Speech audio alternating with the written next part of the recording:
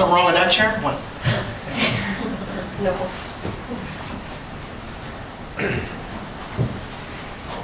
You got a chair back there? Yes, sir. All right, good. Sit down, everybody. Hi, good morning, ladies and gentlemen.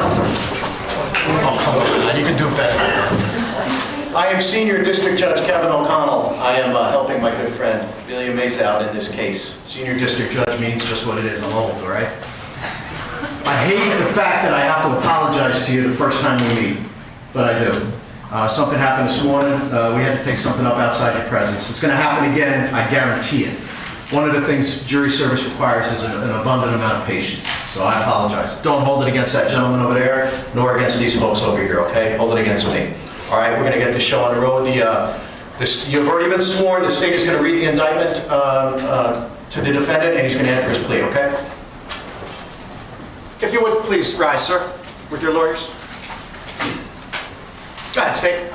In the name and by the authority of the state of Texas, the grand jury of Bexar County, state of Texas, duly organized, impaneled, and sworn as such at the September term AD 2022 of the 144th Judicial District Court of said county, in said court at said term, to present in and to said court that in the county and state aforesaid and anterior to the presentment of this indictment, count 1, paragraph A.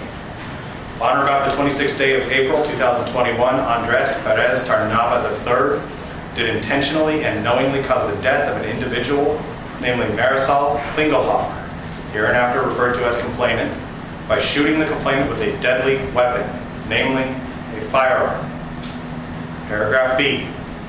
And on or about the 26th day of April 2021, Andres Tarnava III, with intent to cause serious bodily injury to an individual, namely Marisol Klingelhofer, hereinafter referred to as complainant, did commit an act clearly dangerous to human life that caused the death of Marisol Klingelhofer by shooting the complainant with a deadly weapon, namely a firearm, against the peace and dignity of the state. All right, Mr. Tarnava, how do you plead to those charges? Thank you, sir. You may have a seat. Hey. Yes, Your Honor. May it please the court, opposing counsel.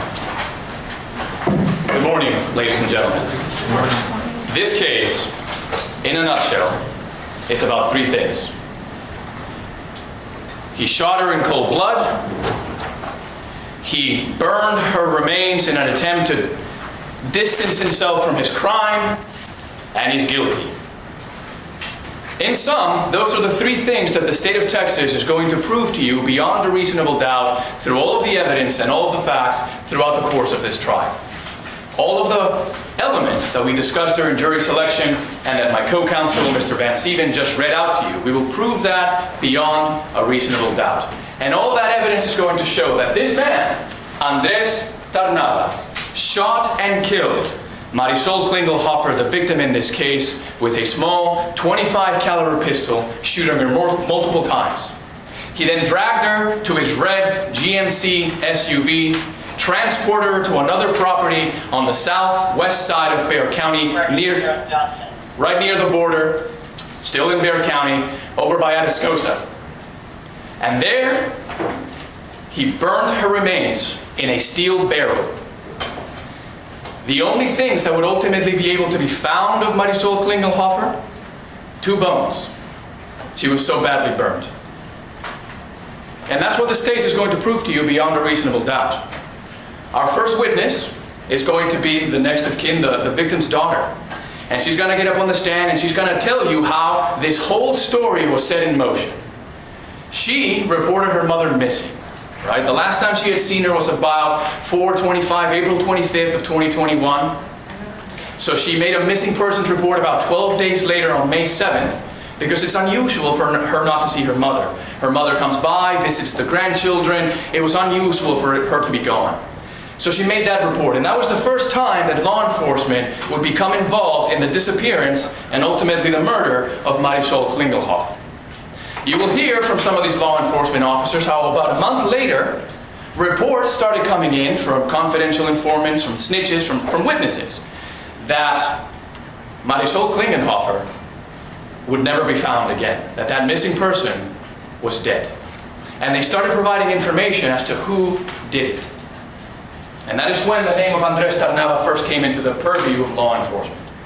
You are going to hear how this information was forwarded to the Texas Rangers, and they investigated this case. And you're going to hear from those Rangers. Ranger Jesse Pettis of the Texas Rangers and Ranger Brett Peters of the Texas Rangers. And they're going to take that stand and they're going to tell you exactly how they investigated this case, who they talked to, the evidence that they were able to gather, and how it led to the arrest of Andres Tarnava. You are going to hear from the deputies that executed that traffic stop, a little more on that later, that led to his arrest. Based on all the information that they had, the Rangers were able to procure a search warrant for the Fowler address where the remains of Marisol Klingerhofer were expected to be found based on all the information that they had, where the burning had taken place. And so a multi-agency task force was put together between the Department of Public Safety, the Texas Rangers, and the Bexar County Sheriff's Office to go to that property, set up a perimeter, and search for any evidence that could be found of this murder. While this was going on, law enforcement was tipped off that the defendant was coming back from Austin, hauling some tires in a trailer. So the Rangers, when they received this information, they told law enforcement officers of the Bexar County Sheriff's, find a reason to pull him over and execute a traffic stop. And sure enough, that's what happened, right? What we call a pretextual stop. Because the real reason we all know at that point was he was being looked at for that murder, right? But sure enough, Bexar County Sheriff's officers didn't have to wait very long. They tailed that vehicle, and they found that the trailer he was hauling did not have a displayed license plate in the rear, which is Texas transportation code, right? You're supposed to have a rear license plate. And so the traffic stop begins. When they approach the trailer, they also see that the VIN numbers have been tampered with. There is no VIN number on that trailer. And you have to have a VIN number, right? A vehicle identification number, or VIN. Right? And that's how you prove the ownership of something. That's how you tie it into the system and all that. That was missing. So ultimately, Andres Tarnava is arrested for suspicion of a stolen trailer and for tampering with the VIN number, right? And he gets transported to the Bexar County Jail, where he is housed for several hours until the Rangers conclude their investigation of the two properties involved in this case, as well as they apply for a search warrant for the red GMC that was allegedly involved in this case, and they search that. At the conclusion of all their search, right, because the Rangers wanted to have a complete picture of the case before they went in there and talked to the suspect, right? They want to know everything that there can be to know so that they can confront them with facts. And all this while, the defendant is sitting in an interview room at the Bexar County Jail. As you may or may not know, and the evidence will show you, interrogation rooms have cameras in them, right? And everything that goes on inside them is recorded. And in this case, you are going to be able to see that recording. You are going to see how Andres Tarnava was placed in that room, how he almost immediately falls asleep. You can hear him snoring on the video. And then about 5 hours later, the Rangers come in and they begin their interview of Andres Tarnava based on everything that they know at that point. He is immediately Mirandized. He's read his rights. He says he understands them. He waives them. He voluntarily talks to them and gives the story. During the course of this trial, you are also, we expect, going to hear from some eyewitnesses that were present on the Lucky Road address, southwest Bexar County, where the murder actually took place. We expect that some of those witnesses, we're going to be able to bring them before you, and you're going to hear exactly what they saw and exactly what this man did to Marisol Klingerhofer. How he arrived after he had been looking for her, how he drew his firearm, how he shot her multiple times, the way he dragged her. But, ladies and gentlemen, in this case, you're also going to have the very rare opportunity to hear exactly what happened from that man himself, from Andres Tarnava himself, who confessed to this crime. And if you recall during jury selection, the state of Texas doesn't have to prove to you the why something happens, but we expect that the evidence in this case is going to make it amply obvious why this crime happened. And again, as the saying goes, you're going to hear it directly from the horse's mouth, Andres Tarnava, who during the course of that interview is going to tell you that the reason why he killed Marisol Klingerhofer in cold blood and dragged her body and burned it was because he believed that she had stolen his late father's military ID card and social security number or card some time prior. How he had been looking for her to teach her a lesson. How he found her and did just that. And most shockingly still, perhaps, you're going to hear his utter lack of remorse for what he did. At one point in that video, you will hear Ranger Pettis ask him, "Do you even feel sorry?" And he says, hell no. I'm going to find her in hell, and I'm going to burn her again. You are going to hear how, when they searched the Fowler Road address, they located a steel barrel and a burn pit. You're going to hear how there were reports. Law enforcement officers had responded to that address around April 26 of 2021. Unbeknownst to them, they thought it was like an illegal burning, right? An illegal burning. They didn't know they were looking for a body at that time, right? And you're going to hear how that was actually investigated on 426. In the remains of that barrel and in the ashes, they locate 2 human bones. And we're going to be bringing to you some anthropologists from the University of North Texas. They're going to come in and they're going to tell you all about the science that goes into these things and how they can distinguish between animal bones and human bones. And they're going to tell you that these were human bones.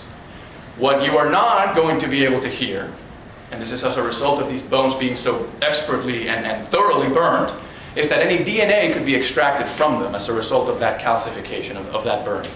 But confirmed human remains, exactly where witnesses and exactly where Andres Tarnava said they would be found as a result of the killing and burning of Marisol Klingelhoff. And ladies and gentlemen, that is all of the things that I expect you will see throughout the course of this case. And that is why, when all the evidence is before you, and you've had the opportunity to see it and hear it for yourselves, the state of Texas is going to ask you to return the only true verdict in this case that will be supported beyond a reasonable doubt by all of the facts and evidence. And that is that Andres Tarnava is guilty of the killing of Marisol Klingelhoff. Thank you.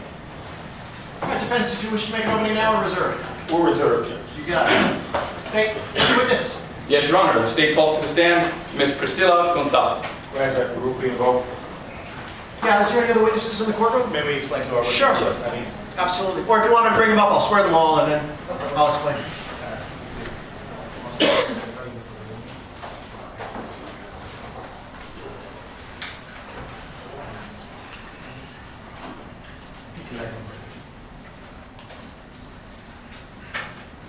Good morning, guys. Good morning. Raise your right hand, please. You swear to tell the truth, the whole truth, nothing but the truth, so help you God? Yes. All right, you can lower your hands. Listen, the rule's been invoked. And what that means is you're not allowed to talk about the case with each other. All right, you can't like rush back there, oh, this is what they asked and stuff like that. You're allowed to talk to the lawyers on both sides. All right, they might ask you questions or something like that, but you can't talk amongst yourselves about what happens in this courtroom. So when he testifies, you can't be in the courtroom, and vice versa. When he testifies, you can't be in the courtroom. And that goes for all witnesses, ladies and gentlemen. They're not allowed to share information with each other. The rule's been invoked, okay? Okay. All right, which one's first, guys? Priscilla Gonzalez, Your Honor. Oh, well, neither one of these is No, first. one of these. All right, guys, you can wait outside. Just don't talk about the case, all right? Thank you, sir.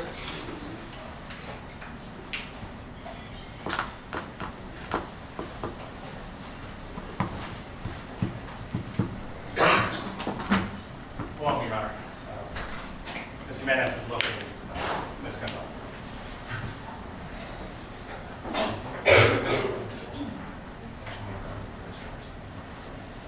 See, it's not always my fault. This is evidence of that.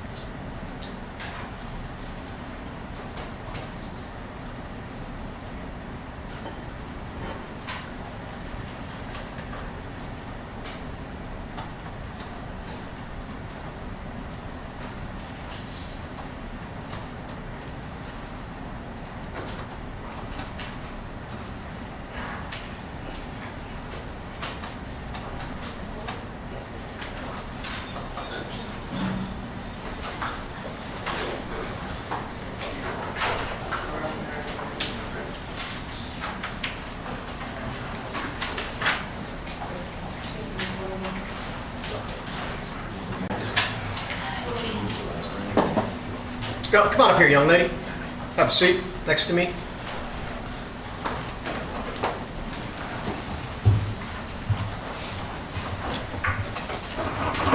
All right, good morning. Good morning. Raise your right hand. You swear to tell the truth, the whole truth, nothing but the truth, so help you God. Yes, sir. All right. That microphone should move. Just make sure you speak up so all these folks can hear you, okay? Go ahead, state. Yes, Your Honor. May it please the court. Good morning, Ms. Gonzalez. Good morning. Ma'am, would you do me the kindness of bringing the microphone a little closer to your mouth? Can you hear me? Yeah, that's better. Okay, Ms. Gonzalez, can you tell us your full name for the record, please? Priscilla Gonzalez. And I know this question is not very gentlemanly, but how old are you, Ms. Gonzalez? 32. 32. Do you live in Bexar County? Yes, sir. How long have you lived in Bexar County? All my life. 32 years. Okay. Can you tell the ladies and gentlemen of the jury what your relationship is to Ms. Marisol Klingelhoff? I am the daughter. She's my mother. Your biological mom? My biological mom. Okay. Do you have any children, Ms. Gonzalez? Yes, sir. And would Ms. Klingelhofer be their grandmother? Yes. If you could you describe what sort of relationship you had to Marisol? We were in contact on a daily. We were very close. She was grandmother to my children. We were just on each other's daily task, life. So would it be fair to say, Ms. Gonzalez, that you saw Marisol often? Yes. Do you remember sometime back in 2021 where that stopped being true, where you didn't see mom for a while? Yes. Can you tell us how that came about?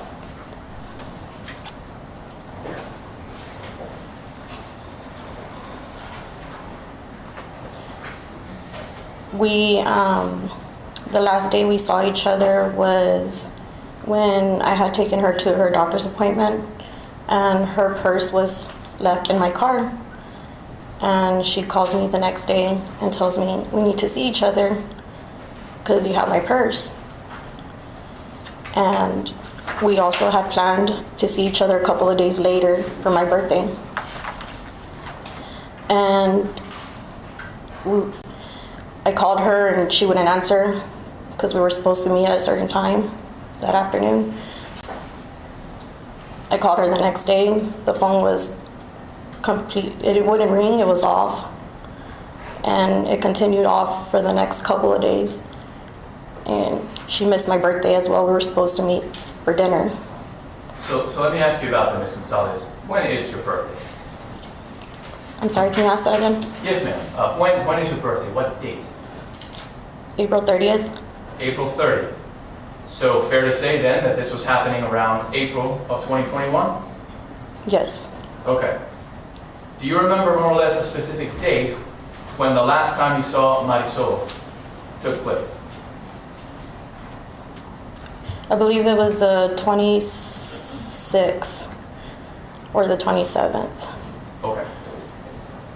And then you were telling us about how she had left her purse in your car.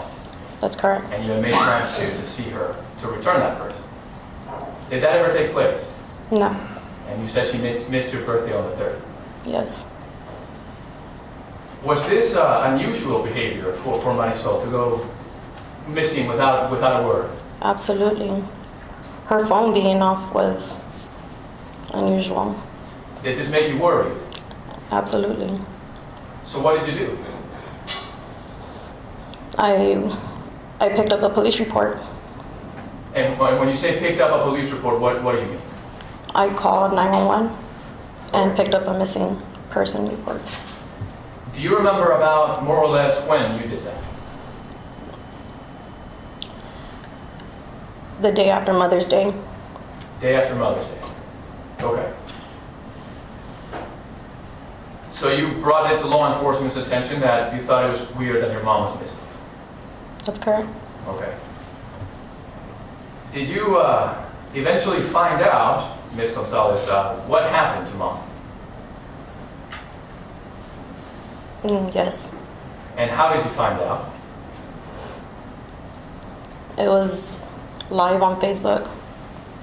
So you were seeing live updates on Facebook as to the case? Yes. Okay. And To your knowledge, what ultimately happened to your mother? Objection based on hearsay. That's sustained. Okay. I'll ask it this way, I suppose. Upon seeing the news, did you expect to see your mother ever again? Objection leading. That's overruled. You can answer that if you can. No, because before I filed the missing police report, I went looking for her where she was living, and everybody denied where she was at. Non-responsive, please call for hearsay. That's sustained. Just do me a favor. Just listen to his question. Answer only his question. Okay. Yes, sir. You're doing great. Just relax. Go ahead. Yes, Judge. And obviously, Ms. Gonzalez, you've never testified before, I imagine, right? Okay, you might be a bit nervous? Yes, I'm nervous. Okay. Let me ask you this, Ms. Gonzalez. When I asked if you expected to see Mom ever again, your answer was? No. Okay. Now, you mentioned that you had gone to the address where she was staying. Do you recall what that address was? No, but it was on Fowler Road. On Fowler? Fowler. And to your knowledge, Ms. Gonzalez, is Fowler Road in Bexar County, Texas? Yes. Okay. Let me ask you this question, Ms. Gonzalez. Did you ever have occasion to meet an individual by the name of Andres Tarnava?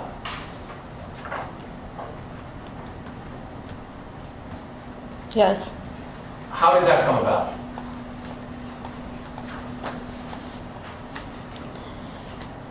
He gave my mom a ride to my house. So he drove Marisol Klingelhofer, your mom, to your house. Yes. At that time, were you able to get a look at it? Yes. Can you describe what the weather conditions or the time of day might have been like? It was day, it was hot, and it was in the summer.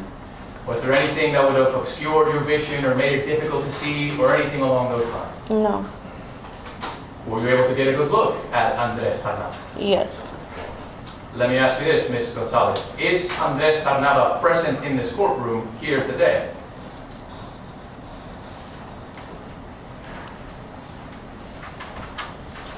Yes. And could you describe him by something he might be wearing?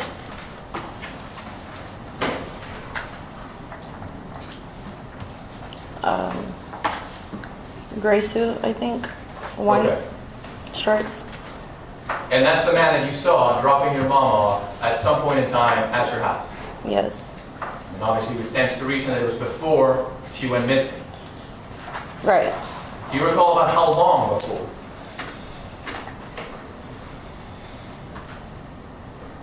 Maybe about 4 weeks. So about 4 weeks prior to her disappearance. Did you ever meet him in person or did you see him from far away?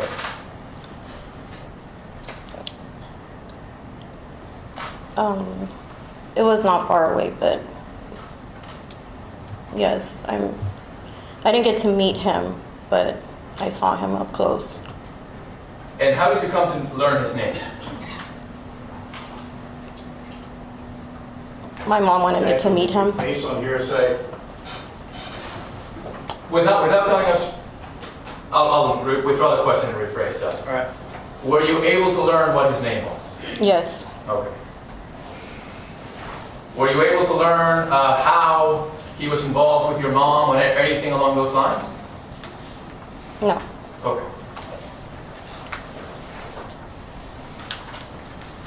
Thank you, Ms. Gonzalez. The state will pass the witness at this time. Defense, hang on. Young lady, they might have some questions for you, okay? Go ahead.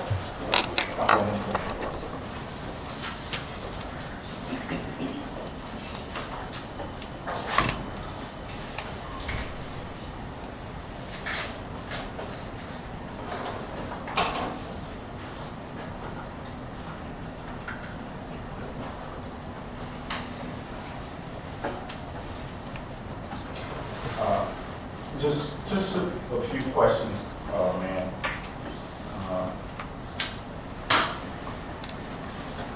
Now, you testified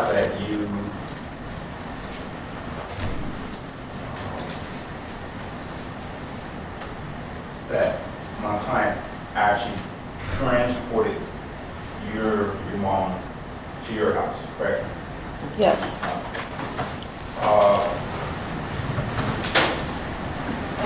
where you weren't in, if they were in a vehicle, you weren't in the vehicle with them, right?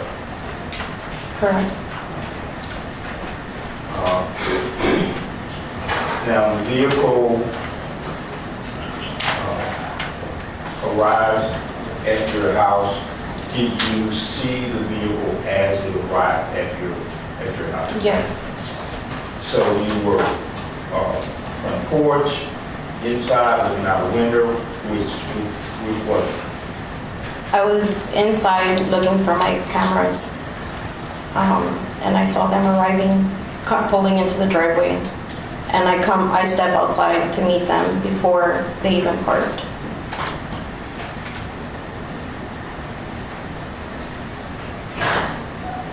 And it's fair to say that you didn't have a conversation with my client, did you? No. No.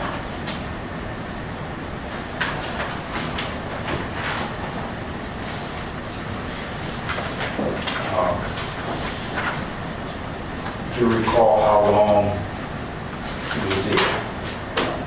Can you repeat that again? How long was he at your house? 15 to 20 minutes.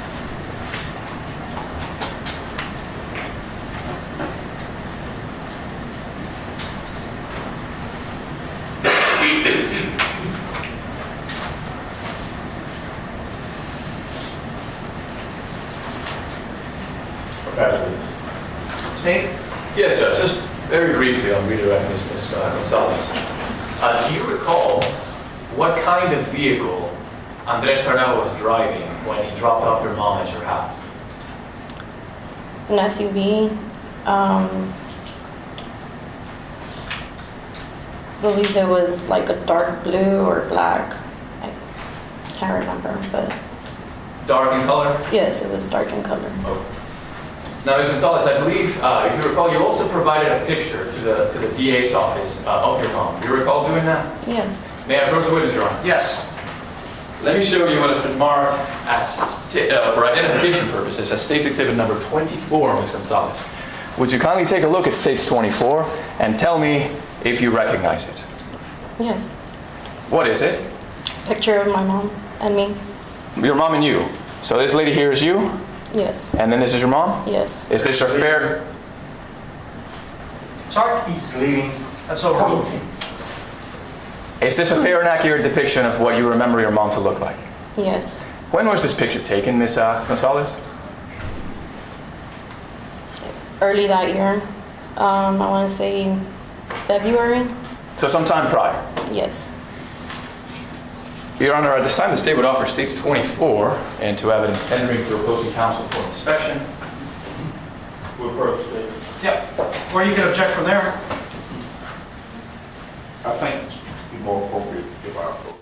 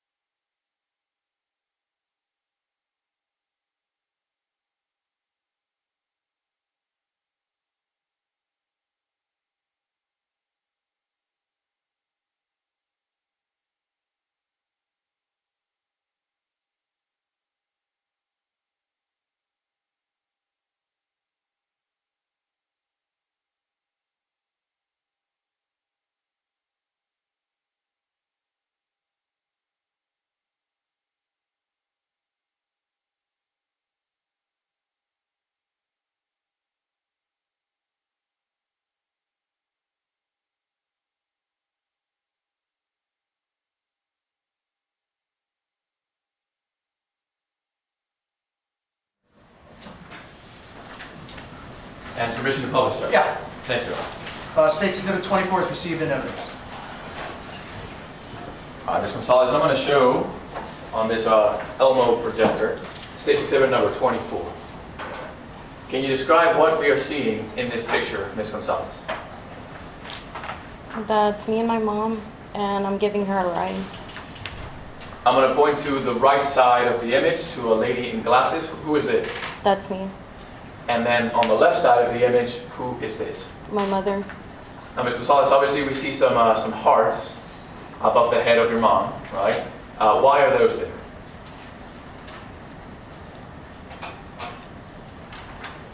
I took that filter, I used that filter because I love her, and I was showing her that we have something, a good bond. Fair enough. So was this like a Snapchat filter or something like that? Yes, sir. Okay, so obviously they were not there physically present on the image, right? Correct. Okay.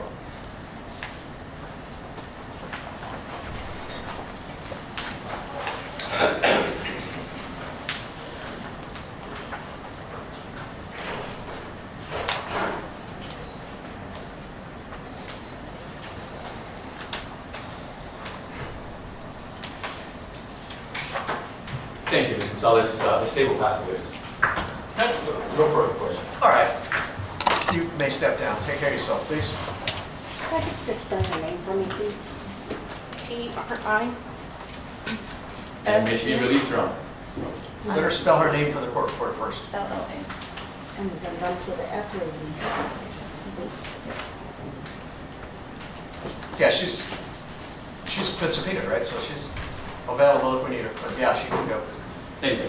All right, ladies and gentlemen, I have to do something outside your presence real quick. Well, I say real quick, don't hold me to it that much, but I know the judge, I saw you taking notes. I know she probably instructed you the other day about note-taking, and you're allowed to do it, but you can't take it back with you during deliberations and things of that nature. Look, obviously, this is being live-streamed and kind of stuff like that, all right? You're not going to be on. That's one of the rules. The jurors are not. But don't look at anything, don't talk to anybody, don't research anything, okay? We'd have to start all over again, so just, But I will give you enough time if you need to go get a cup of coffee, like I'm gonna go get, and stuff like that, before we begin again. So you've got a good 15 minutes, okay? So go do that, and then go back to the room, and the bailiffs will come get you when we're ready for you again, all right? All right, for the jurors, please bring your...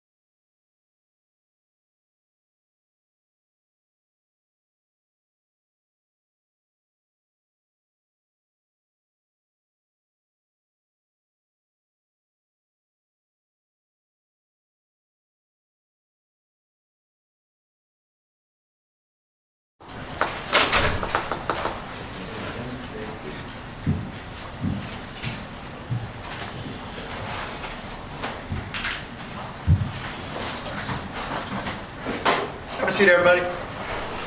Sorry about that, ladies and gentlemen. Nice to have you back. State. State calls Deputy Aaron Garza.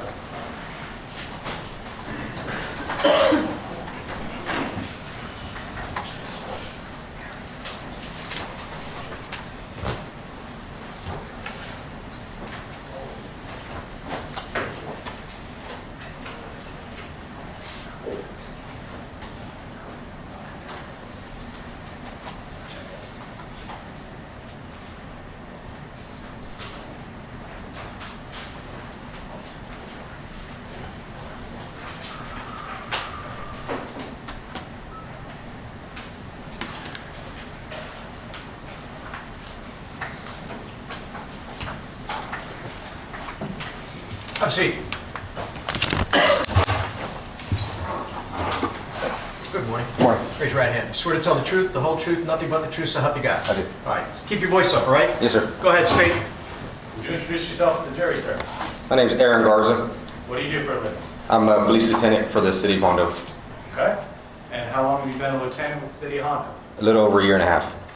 What did you do before you worked for the Hondo PD? Before that, I worked for the Medina County Sheriff's Office. I was an sergeant investigator.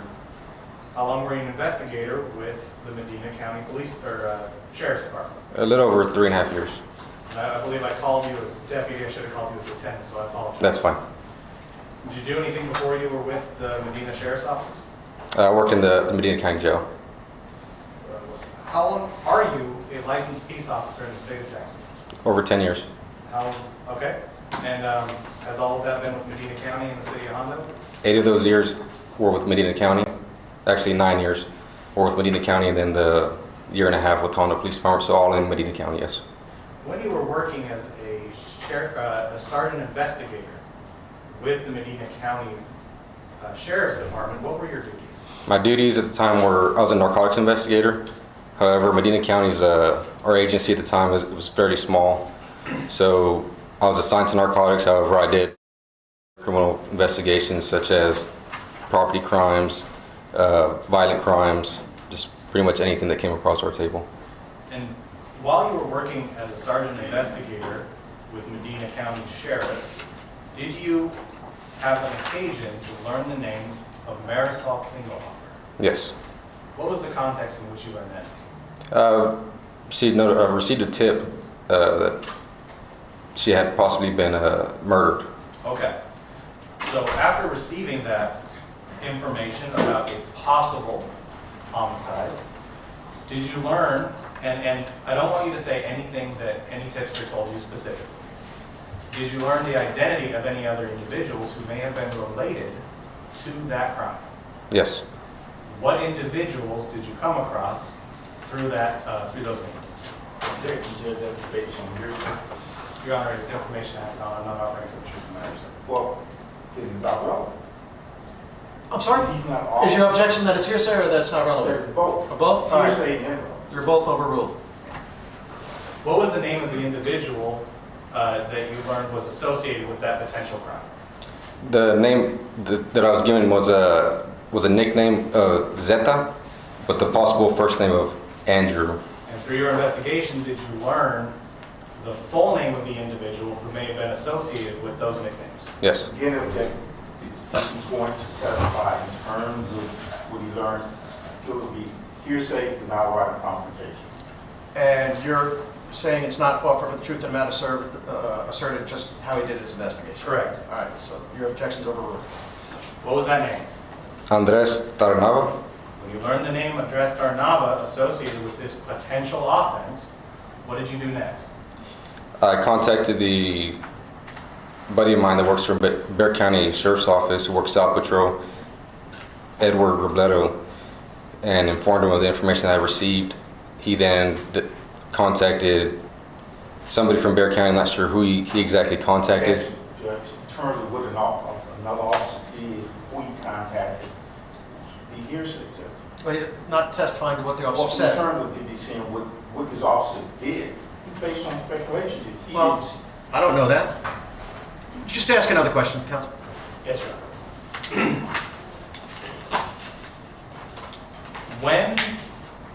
When did this all happen? This happened on On or about the 25th day of May 2021. I saw you look down. Do you have a copy of the report you prepared in front of you? I do. All right. Now I'm going to, may I approach the witness? Yeah. I'm going to show you what I marked as Stage 3. Is this another copy of the same report that you've been referring to refresh your memory? Yes, it is. All right.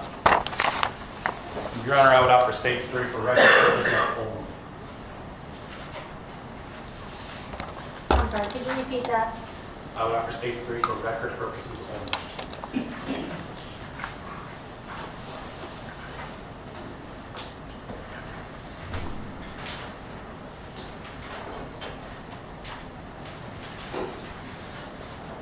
It would assist our matter to assist any testimony, Judge. For that purpose, for that reason, I have no objection to it. Just want to make sure it's not being offered, in evidence. Certainly. I don't understand what you mean by record purposes only. May we approach? It's been practice in this court.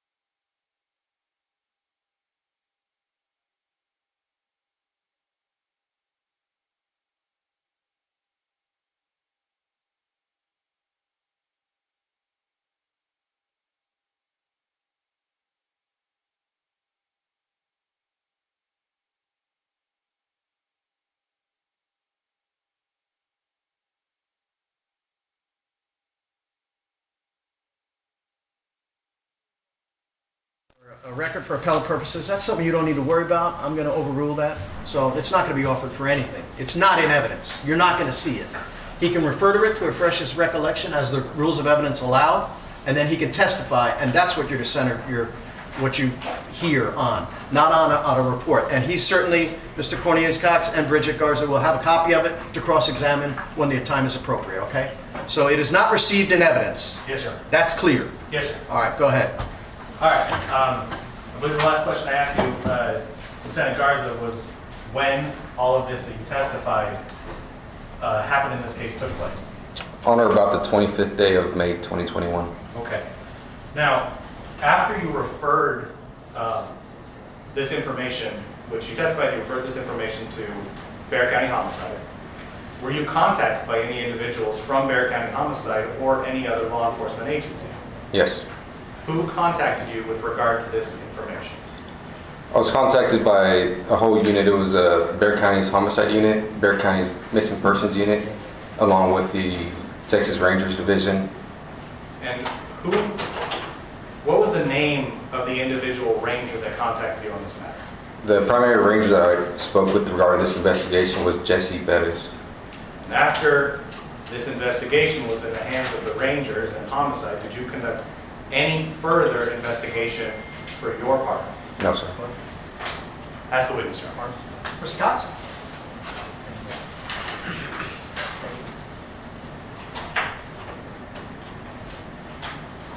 No questions. You may step down. Lieutenant, right? Yes, sir. You may step down. You take care of yourself. Yes, sir. State calls DPS Special Agent Romiro Nava.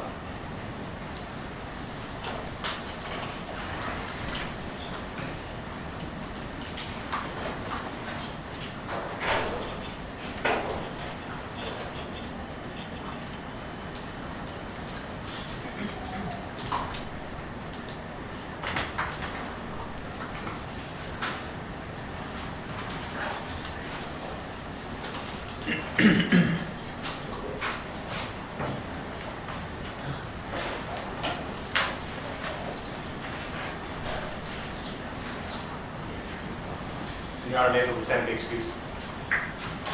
Oh, yeah, the prior lieutenant. Yeah, you come up here. Yeah, the prior lieutenant can be excused.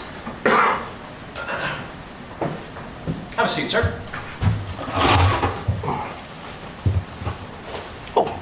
Good morning. Good morning, sir. Raise your right hand, please. You swear to tell the truth, the whole truth, nothing but the truth, so help you God? Yes, sir, I All right, do. thank you very much, sir. Speak up into that microphone so these folks can hear you. Go ahead, state. Agent Nava, would you introduce yourself to the jury, please?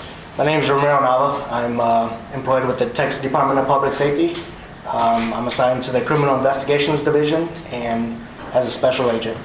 How long have you been a special agent with CID? I've been a special agent for 7 years, employed with the department for 19 years. Are you a licensed peace officer in the state of Texas? Yes, sir, I am. Has your entire service as a peace officer been with the Department of Public Safety? Yes, sir. When you were working with the Criminal Investigation Division, did you happen to learn the name of an individual named Marisol Klingelhofer? Yes, sir, I did. How did you learn that name? I received information about a missing persons report I believe it was on May 18th. From there, I started doing my investigation, and it led to where we're at now.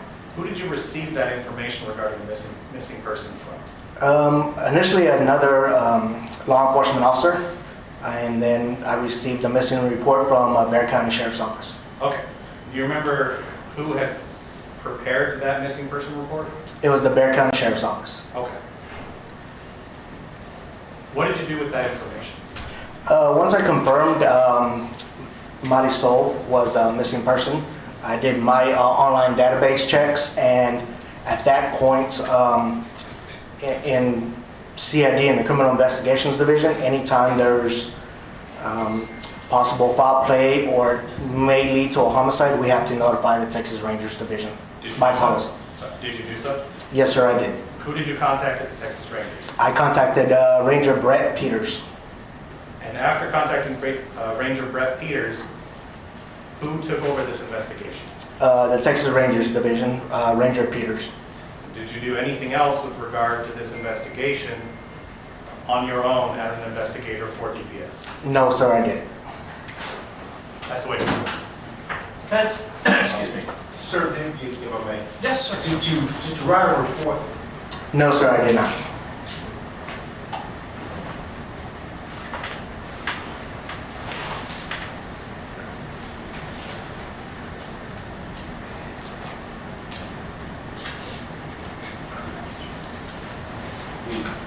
Actually, No further questions. All right, Special Agent, you take care of yourself. Stay well, all right? Thank you, sir.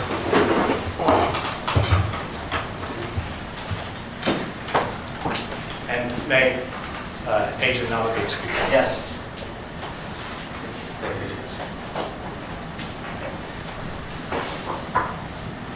Yes, Judge, our next witness, the state will call Mr. Ruben Arguello, and if we might approach very briefly, Judge. Sure.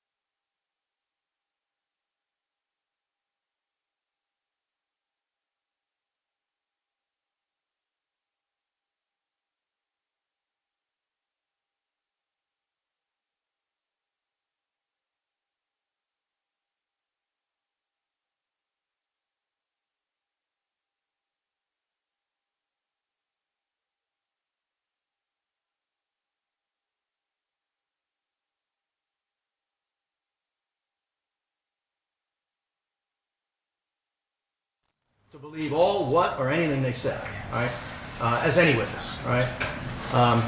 So this individual obviously is in custody. Nobody's hiding that from you. They're going to bring him out of the holdover, and he's going to testify here like any other witness would. However, I have appointed Adam LaHood. He's a local defense attorney.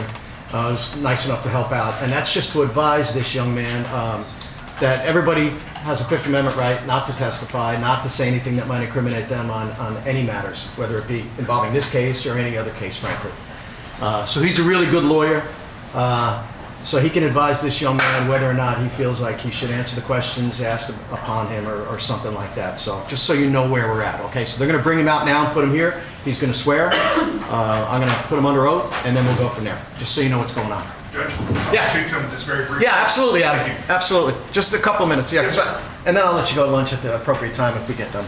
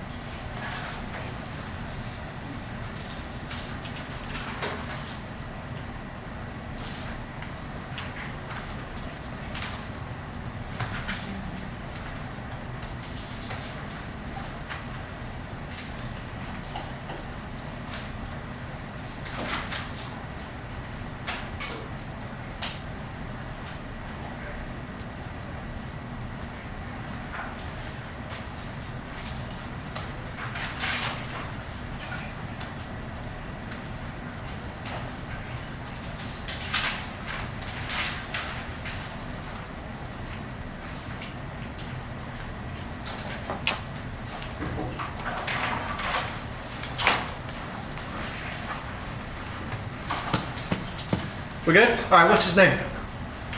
Judge, the witness's name is Ruben Arguello. All right, Mr. Arguello. Yes, sir. Come on up here, sir, with me. Your Honor, where would you like me to stand? Oh, right next to him, Adam, if you don't mind. Yes, sir. Right over here, Mr. Arguello. This seat right over here, sir.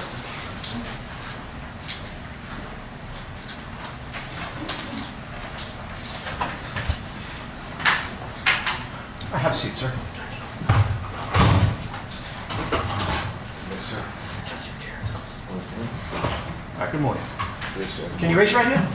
Yes, sir. Okay, you swear to tell the truth, the whole truth, nothing but the truth, so help you God? Yes, sir. All right, thank you, sir. That microphone will move, Mr. Arguello, so if you need to get closer to it, you can move it, okay? Yes, Make sure sir. these folks hear what you have to say. Hey, if there's anything that you want to talk to your lawyer about, don't be shy. You just ask me and you can talk to him, okay? Yes, sir. All right, go ahead, state. Yes, Judge, may it please the court. Yep. Good morning, Mr. Arguello. Good morning. I guess before we get started, my name is Raul Jordan. I'm an assistant district attorney here in Bexar County. Okay? Yes, sir. Now, you and I, let me ask you this actually, Mr. Arguello. Would you kindly bring the microphone a little closer to your mouth? Yes, sir. There we go, so we can better hear. You and I have never really spoken before, have we? No, sir. In fact, I think I talked to you maybe for like 2.5 minutes while you were sitting out here earlier today, right? Yes, sir. Okay. Now, obviously, Mr. Arguello, you are wearing an orange jumpsuit. You're in custody, right? Yes, sir. We're not really going to go into any details as to why, but, without telling us any facts of the offense or anything along those lines, is it true that you have a motion to revoke probation out of the 144th District Court? Yes, sir. And that is for a possession less than 1 gram of drugs? Yes, sir. Okay. Now, Mr. Arguello, would you kindly tell us how old you are, sir? 52 years old. I'm sorry? 52? 52. Do you live in Bexar County? Yes, sir. I live in Atascosa. Atascosa. And is that inside Bexar County? I think it's outside Bexar County. Okay, and that's where you're presently living. Yes, sir. Can you tell us where you were staying at or residing on or about April of 2021? At my sister's house. Your sister's house. Well, it's my mom's house. It was your mom's house. Yes, sir. She passed away. I'm sorry to hear that, Mr. Yes, Arguello. Where was that property located? It's over by Atascosa, by Fowler. Yeah. Fowler Road. Yes, sir. To your knowledge, sir, is Fowler Road in Bexar County, Texas? It's in Atascosa County. You think it's in Atascosa? It is in Atascosa County. Fair enough. To your knowledge? Yes, sir. Okay, not to worry, Mr. Arguello. Okay. Mr. Arguello, did you have... Actually, let's address your history a little bit before we get into the facts. Is it true, Mr. Arguello, that you have a prior conviction in 2022 for misdemeanor theft? Yes, sir. Okay. And that's a Class B misdemeanor, right? Yes, sir. Okay. Is it true that in 2021 you have a conviction for possession of a drug less than 1 gram? Yes, sir. Okay. And I think that's it. Okay, so let me ask you, Mr. Arguello, if we can go back to about April of 2021, you told the jury that you were living on a property that belonged to your late mother Yes, sir. on Fowler Road. Fair to Yes, say? yes, sir. Okay. At around that time, Mr. Arguello, did you have occasion to learn or know a person by the name of Marisol Klingelhofer? Yes, sir. What was your relationship to Marisol Klingelhofer? It's a friend of mine. Friend of yours. Yes, sir. Were you involved with her in any way romantically? No, sir. No. Just a friend. That's it. Fair enough. So you weren't dating or anything like that? No, sir.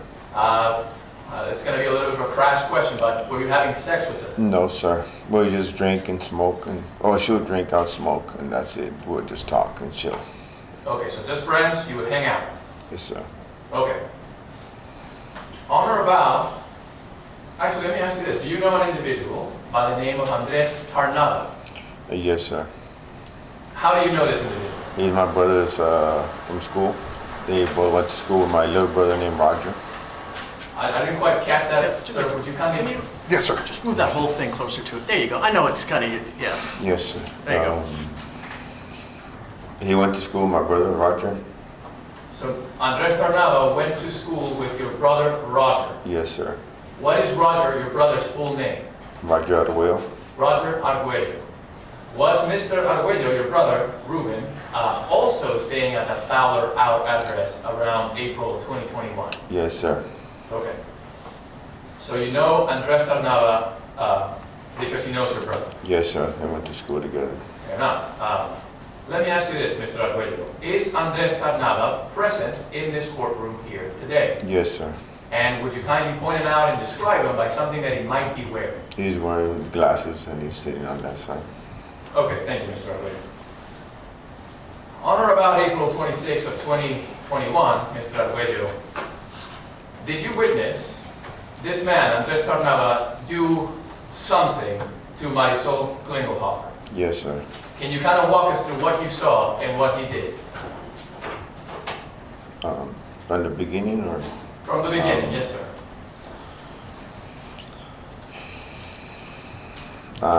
Shit. Yeah, I'm sorry about this, but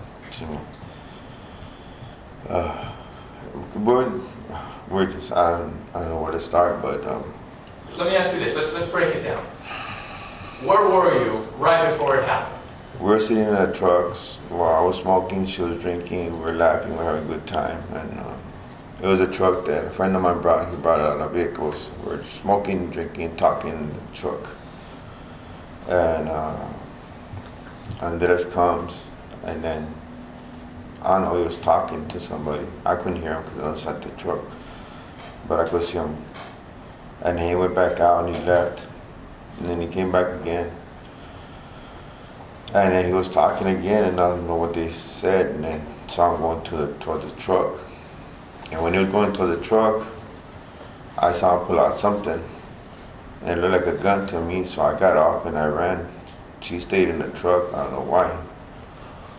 And that's when he opened and he shot her twice. Okay. So let's break that down. You were in the vehicle with Marisol Klingelhofer at this time. Yes, sir. Do you remember what kind of vehicle it was? It was a Ford Explorer. Ford Explorer. Yes, Do you sir. remember the color? Green. A green Ford Explorer. Yes, sir. Were you guys sitting in the front seat, back seat? Where were you located? In the back seat, Back seat. because the truck was tinted windows, dark tinted. The truck had tinted windows. Yes, sir. Okay. And you said you were smoking and drinking. Yes, sir. Do you remember what kind of vehicle Andres Tarnava was driving? I really don't want to describe. I mean, it just, I don't know the vehicle, but it was like a red one or maroon, Red or maroon? something. Was it a small car or a big car? It was a big truck. Okay, so not like a sedan. It was like a Suburban. Okay, so a big Suburban, okay. Now you describe how at one point he went back and he came back with what you believed to be a gun. Yes, sir. Can you describe that firearm? It's a small 22, I think it was. So it's small. Yes, sir. How could you tell? Because it was in a small case. It was in a small case. Yeah, and a kind of tan case that he had. A tan case. When he opened it up, I saw it. And when you say case, is it like a holster or like a box? Like a box. Okay. And you saw him draw that fire. Yes, sir. What did you do when you saw the fire? I took off. You took off running. Yes, sir. Where was Marisol when you ran? In the back seat of the truck. Did you, you described for the jury having heard something. What did you hear? I heard her say no, no, and then he shot her once, and she started yelling again, and he shot her a second time. And I didn't hear no more voice or You heard someone say no, no. Who was that? Marisol. And when she was saying those things, was she excited, upset, scared? Scared. Okay. And then you heard 2 shots. Yes, sir. The last one, I didn't hear her voice no more. Okay. Did you see anything after that? No, sir, because the truck has tinted windows. I could only hear her voice. After this event happened, Mr. Arguello, did you have an opportunity to come across Andres Tarnava again? Yes, sir. How did that come about? He started bringing his stuff that he burned her with and to drop it at my house. So you can blame me and my brother for it. Now you say he started bringing stuff that he burned her with. How did you know that he had burned Marisol Klingelhofer?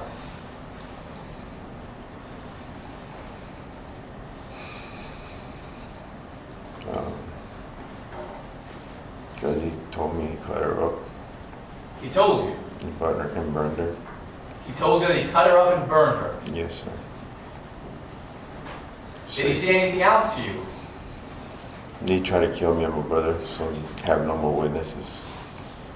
Were you in fear for your life? Yes, sir. I left my house and went to go hide for a little while till I found out. And were you in fear for your life because of the threats that Andres Tarnava was making? That's sustained. Don't lead your witness. Fair enough. Let me ask it this way, Mr. Arguello. Why were you afraid for your life? Because my family, my nephew, my nieces, everybody lives in that house. Did Andres Tarnava do or say anything to make you afraid for your life? He just trying to kill me and my brother. And he said that he hated his aunt. As soon as his grandma would die, that he was going to kill her too. Did you ever come to learn why Andres Tarnava did this to Marisol Klingelhofer, sir? Did you ever know why he did this? I don't know, because she would leave with him, and I told her not to go, and she would go with him, and then she didn't want to go with him anymore. And I was wondering why she didn't want to go with him anymore. Now you mentioned, Mr. Arguello, that the defendant told you what he had done with the body of Marisol Klingelhofer. Did he tell you where he burned the body? In the back of his house. In the back of his house. And do you know where he was staying? With his, I don't know if it was his grandma's or his aunt's house, but he was staying at a house by Lucky Road. Lucky Road? Yes, sir. Okay. And then is that southeast of San Antonio near Lytle? Yes, sir.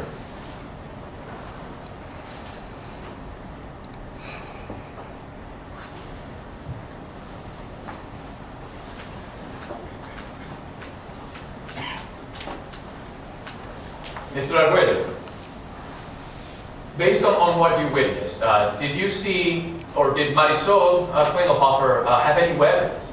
No, sir. To your knowledge, did she have a knife, a gun, anything? No, sir. Did she make any threats to Andres Tarnava before he shot her? No, sir. Oh, he would tell me that he wanted to kill her because she stole his dad. That's not responsible, Judge.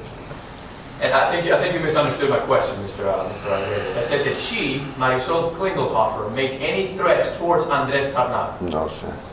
Okay. Thank you, Mr. Arguello. The state will pass the witness. Your Honor. Defense?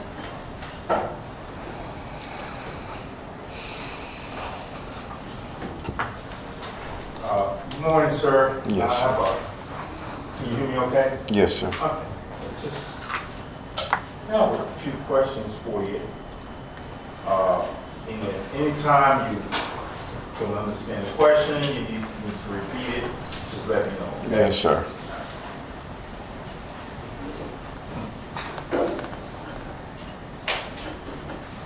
Now, you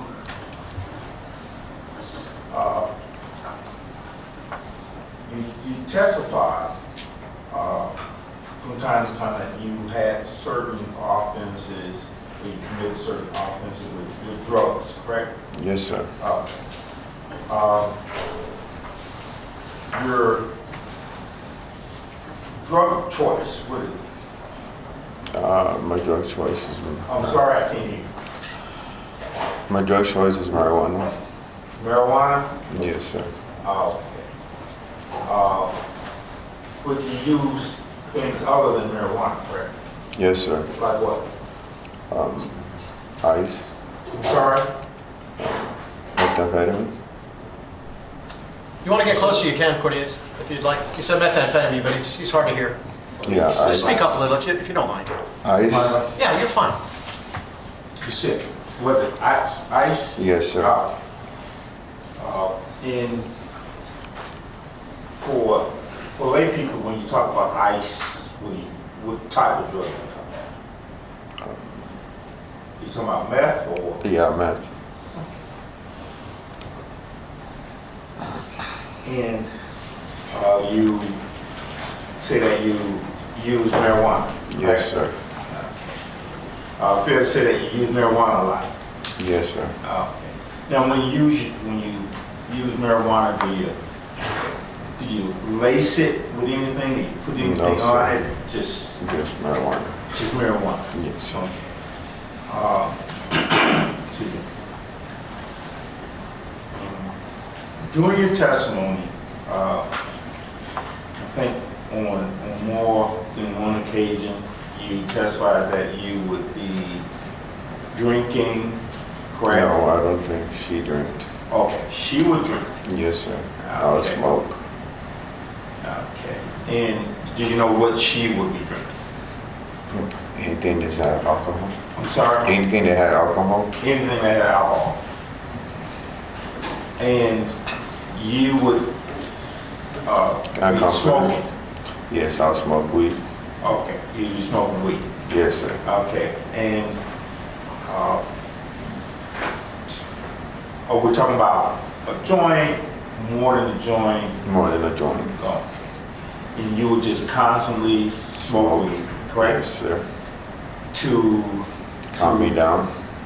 I'm sorry? To relax me. To relax. Yes, sir. Do you smoke weed to the point where you get high? Yes. Okay.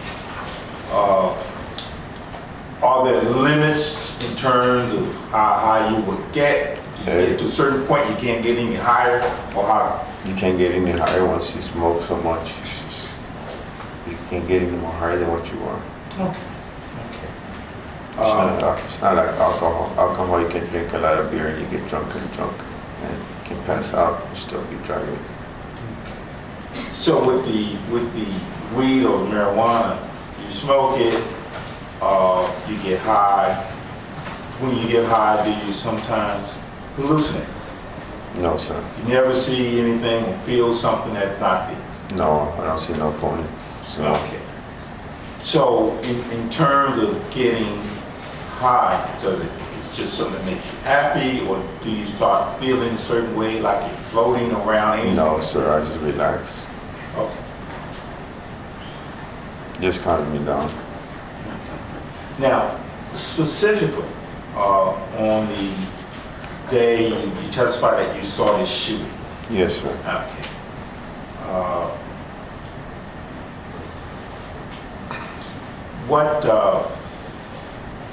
What time of day or night? It was in the daytime, maybe around 4 or 5. About 4 or 5 in the daytime. There was still sunlight. I'm sorry, It was still sunlight. it's still sunlight. Now, had you, excuse me, I think you testified that you had been smoking that day. Yes, sir. Okay. Do you remember whether you also using meth that day? Yes, sir. Okay, so you were smoking and you used meth. But I smoke more marijuana than meth. Okay, you smoke, now you say you smoke more marijuana than meth? Yes, sir. Okay. In terms of the, your meth use, did it make you high also? Yes, sir. Okay, so you have the combination of the meth and the marijuana. So would the meth make you take it a little higher than marijuana? I mean, a head nod, you got it. Yes, sir. It's marijuana is a downer and methamphetamine it's an upper, and it balances me equally. Okay. So this particular day of the shooting, did you say you witnessed the shooting? How much, okay, when did you first start using meth that day? That morning, That morning? that was around 10 o'clock. Okay. So 10 o'clock for the meth, and about what time for the marijuana? At the same time. About the same time. So you get up that morning, I when you got up that morning, were you, I smoke first weed before I do my meth. okay, smoke the weed first, then you do the meth. Now, were you in a, when you woke up, did you wake up in your house, or did you wake up Yeah. sleeping in a car? I was in my house asleep. Okay, you're in your house. I woke up, got up, ate breakfast, and went and smoked some weed, went inside, finished my coffee. She comes, she knocks on my door. She wanted to smoke a little bit because she knows I have some all the time. And so we went to the truck, we were smoking. She was drinking, she finished her beer. She goes, I'll be right back, I'm gonna get some more beer. She went to where she was staying at, some guy named Chris. I don't know his last name, but he's my neighbor down the street. And I said, okay. So I said, well, I'm gonna go back to my house. And I went and smoked another joint. And then we went back. She got back, we went back to the truck. She was drinking, and I started smoking again, some more weed. She started drinking, we're laughing, talking. And then that's when he showed up. Okay.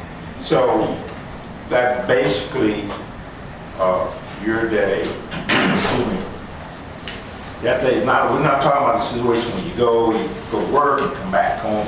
You basically, you get up and you're, I wasn't at work, I was at home.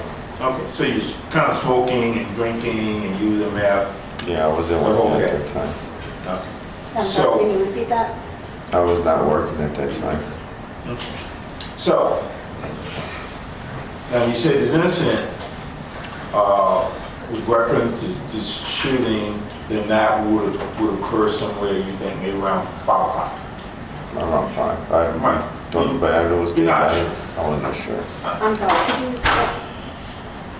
you, It had to be around 5 or 6. I'm not sure because it was daylight still, but I knew it was kind of late because, I mean, I get up around maybe 7 o'clock, 8 o'clock. Because the kids, my nephew and my nieces get up early and they wake me up all the time. And and I gotta cook breakfast for them most of the time. And that's why I eat breakfast too with them. And I knew it was around 9 o'clock, so when she got there, it was around 10, we started doing that. She left back to Chris around 12, I figured. And that's when she came back and made about an hour, because I think they went to the store to buy some beer, because she took a while before she got back. And when she got back, it was around maybe 2 or 3 o'clock. That's when we went back to the truck, and it had to be around 5 or 6 is when Ruben got there. So 5, 6, you're in Andrew. the truck, and I believe the testimony that you leave her in the rear seat of the truck. Yeah, because I saw him get up with the gun, so I left. I took off running. Okay. I thought she was gonna run too, but she stayed in the truck. All right. So around that time, you're still drinking, I'm sorry, still smoking. Not after that happened, no. Okay, not after, but right before, correct? Yes, sir. So at that point, your testimony is that you see my client Andres, you see him approach the vehicle? Yes, sir. Okay. Now, your testimony is that he approached the vehicle that you're inside of, correct? Yes, sir, with her. Okay. I'm in the back seat of the driver's side. She's in the back seat of the passenger side. And he comes into the back seat of the passenger side, driver's side. He parks his truck on the passenger side. So initially, you don't see Andres with a weapon initially. Not at first, because I didn't see him at all until he was pushing the truck. That's when I saw him unzip a little bag with like a box thing. Okay. And I knew it was a weapon. Okay. You knew it was a weapon even before you saw it. Yeah, because the box was square like a weapon. Okay. So the box, was it a clear box? You can look through it? No, you cannot look through it. Okay. And you couldn't look through it, but you were guessing. I'm not guessing. Oh, so you knew it was. Yeah, because I've seen a lot of people carry those bags with guns in there. Oh, okay. Because a friend of mine has a lot of guns and he always puts them in boxes like that. Okay. So you assume because other folks had that he I had. knew it was a gun. Okay, you knew. Yes, sir. Ah, From the get-go, because he's talked about things he's done in his past. And now, I didn't want him to go to my house, but my brother still went. just could you just wait? I'll ask you a question, okay? Yes, sir. Alright. So,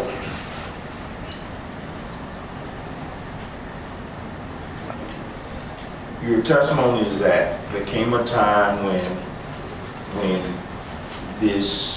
you actually saw a weapon, or as you testified, you believe you saw a weapon. No, I didn't believe I saw a weapon. I saw a weapon. I'm sorry? I saw a weapon. Oh, okay. And, All right, okay. You say you saw a weapon, correct? yes, sir. I never seen that happen to me in my entire life. Oh, you have to answer. I'm not. Just, Yes, that's sir. just the question. So you saw a weapon, and you identified this weapon as some type of 22. Yes, sir. Okay. I'm not really sure if it was a 22, but it was a small gun. Okay. So it was a small gun. Yeah. Small handgun. Now, is your testimony that as soon as you saw the small gun, did you leave? Did you leave once you saw the small gun? Yeah, I left. I ran. You ran. Yes, sir. Okay. And when you ran, how far away did you run? I say maybe, but I'm sorry? about 20 feet, 30 feet. And then I stopped. I thought she was behind me, but she stayed behind. And so you ran at 20 feet, then your testimony that you stopped after that? I'm sorry, I can't, it's not a nod. I don't know how far, but I know I didn't go that far because I didn't see her behind me, so I stopped. And that's when I saw him open the door and shot her. Okay. So you said that if I'm just opened the door, it was after you had run 20 feet away? Correct? Yeah. Because he was coming toward the door, he was probably about 10 feet away from me, maybe more. And I saw him coming towards the truck. Now, when if say, the vehicle was like this table here, and we'll just call this part of the vehicle the front. No. And this, no, I'm just, bear with me. So you would say this would have been, in your position, the back of the vehicle? No, you're right. If he would see it his way, I'm sorry, if you would see it in his way, yes, that would be the front of the vehicle. this would be the front of the vehicle. Yes, sir. And when he's pushing the truck, yes. And we'll call this back of the vehicle. Yes, sir. Okay. Now, if that's the front of the vehicle, this is the rear, would you have been seated on this sir. side of the vehicle? That side of the vehicle, And Marcel would have been seated on the other side? on the other side. Now, when you ran away from the vehicle, did you run towards the front? Did you run towards the back? Or did you run Towards the side. this direction? Yes, towards that side. Okay, you would have run in that direction, correct? Yes, sir. Okay. Now, were you always on this, we call this the left side of the vehicle? Okay. So you didn't, fair to say, you didn't run back No. that way. So you would have run away from the vehicle in this direction, correct? Yes, sir. So, as you look back 20 feet away, or approximately 20 feet away, you would have been looking towards the rear of the vehicle, correct? Okay. And you were never on the, this is the left side of the vehicle. You were never on the right side, That's a passenger side, yes. correct? You were never on that side. No. when you ran. So in terms of your vision, or what you saw, you would have been looking at that vehicle from this angle? Yes, sir. And I saw him press this angle. Okay. So, in terms of what had happened in reference to Marisol, it would have been happening on this side of the vehicle. On the driver's side. I'm sorry? On the driver's side. On the driver's side. He went through the driver's side. Okay. He went to the driver's side. The back seat of the driver's side. Okay. Okay, So it would have been this side of the vehicle. Yeah, he went through that side, through that door. Where the door where I came out, he went through that door. Okay. And from your vantage point, is it, he's inside, did he get inside the vehicle? No, he shot her from outside. He stood on the outside. And he shot her twice.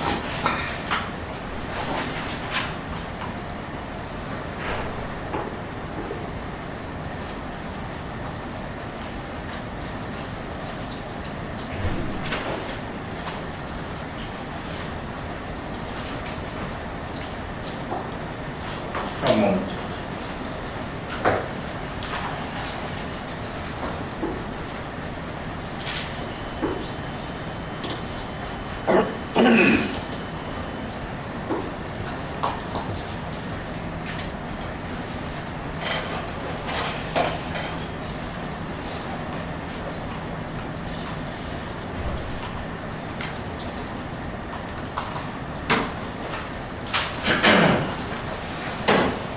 And when this,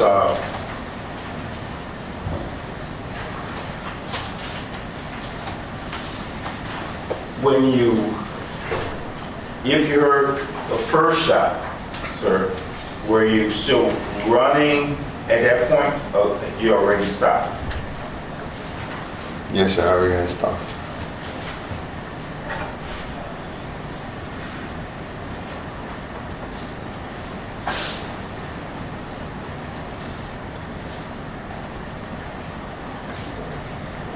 Now, this location that you testified about is where you live, correct?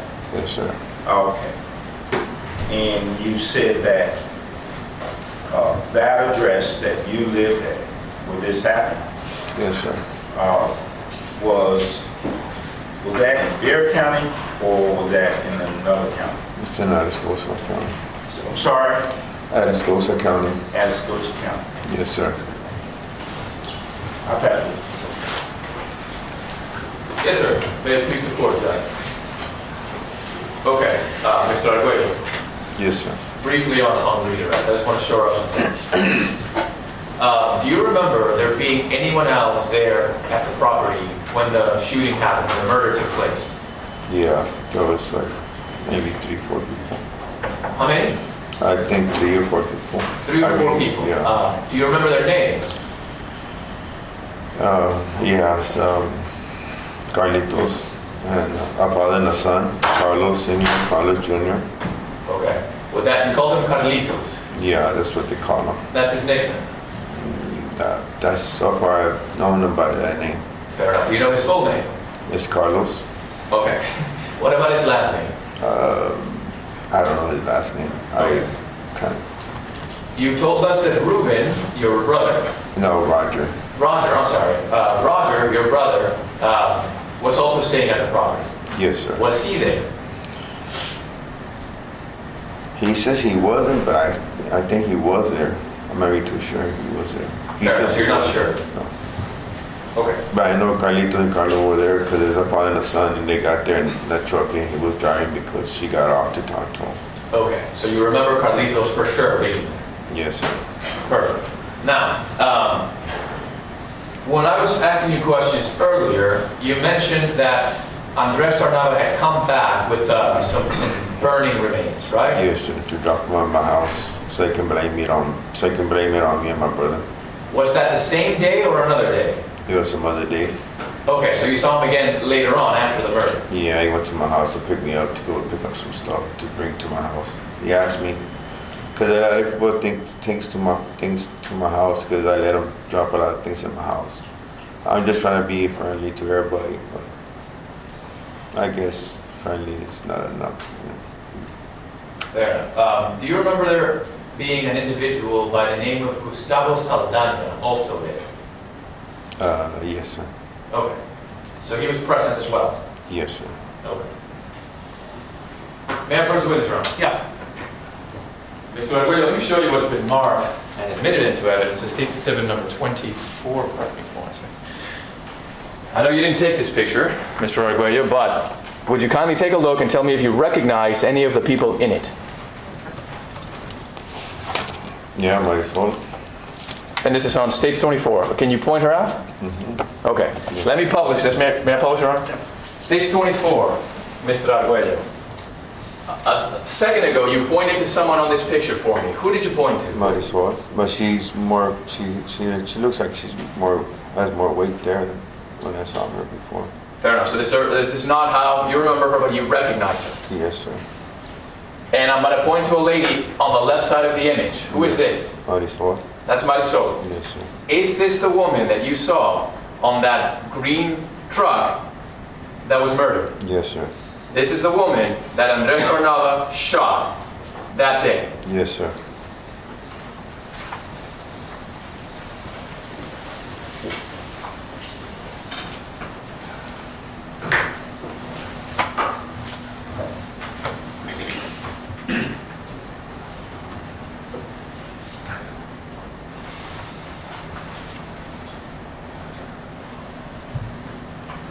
Thank you. No further questions for the witness. Defense?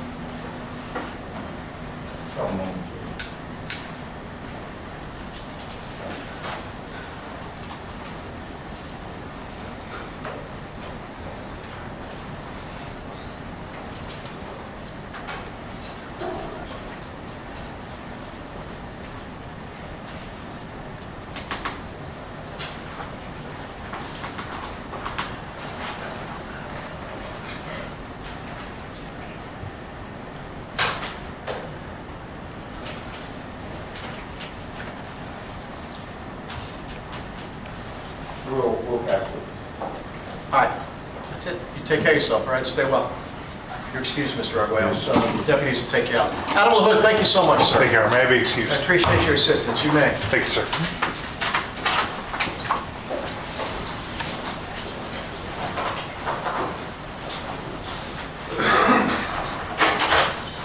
Not bad. Within 5 minutes.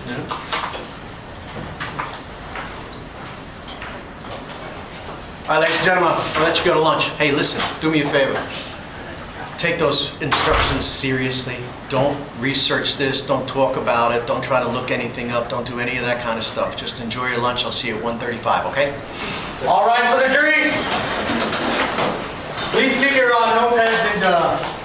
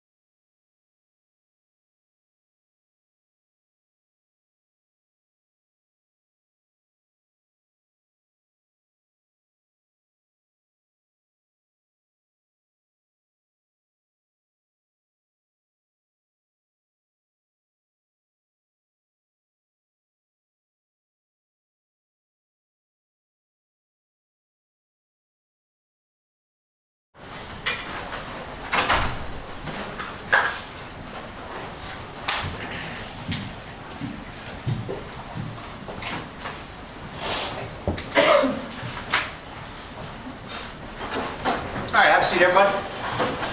Thank you, ladies and gentlemen. I hope you enjoyed your lunch. State. State calls Carlos Hernandez.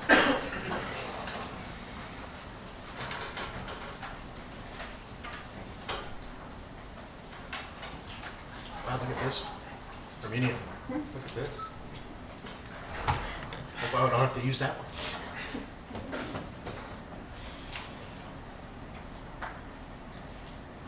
What'd you say, Carlos? Hernandez. Hernandez, all right.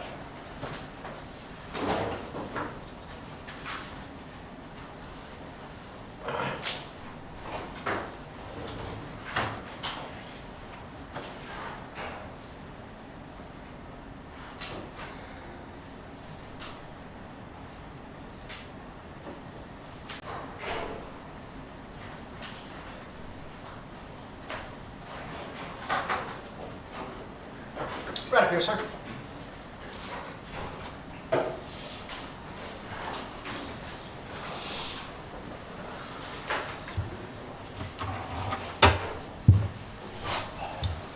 You met earlier, right? I swore you to tell the truth already? Okay, so just remember you're still under oath, okay? Okay. All right, and speak up into that microphone. The last guy was kind of soft-spoken. Just make sure they can hear you, all right? Okay. Go ahead, State. Yes. Please introduce yourself to the jury, sir. I'm Carlos Hernandez And where do you live? in Lido.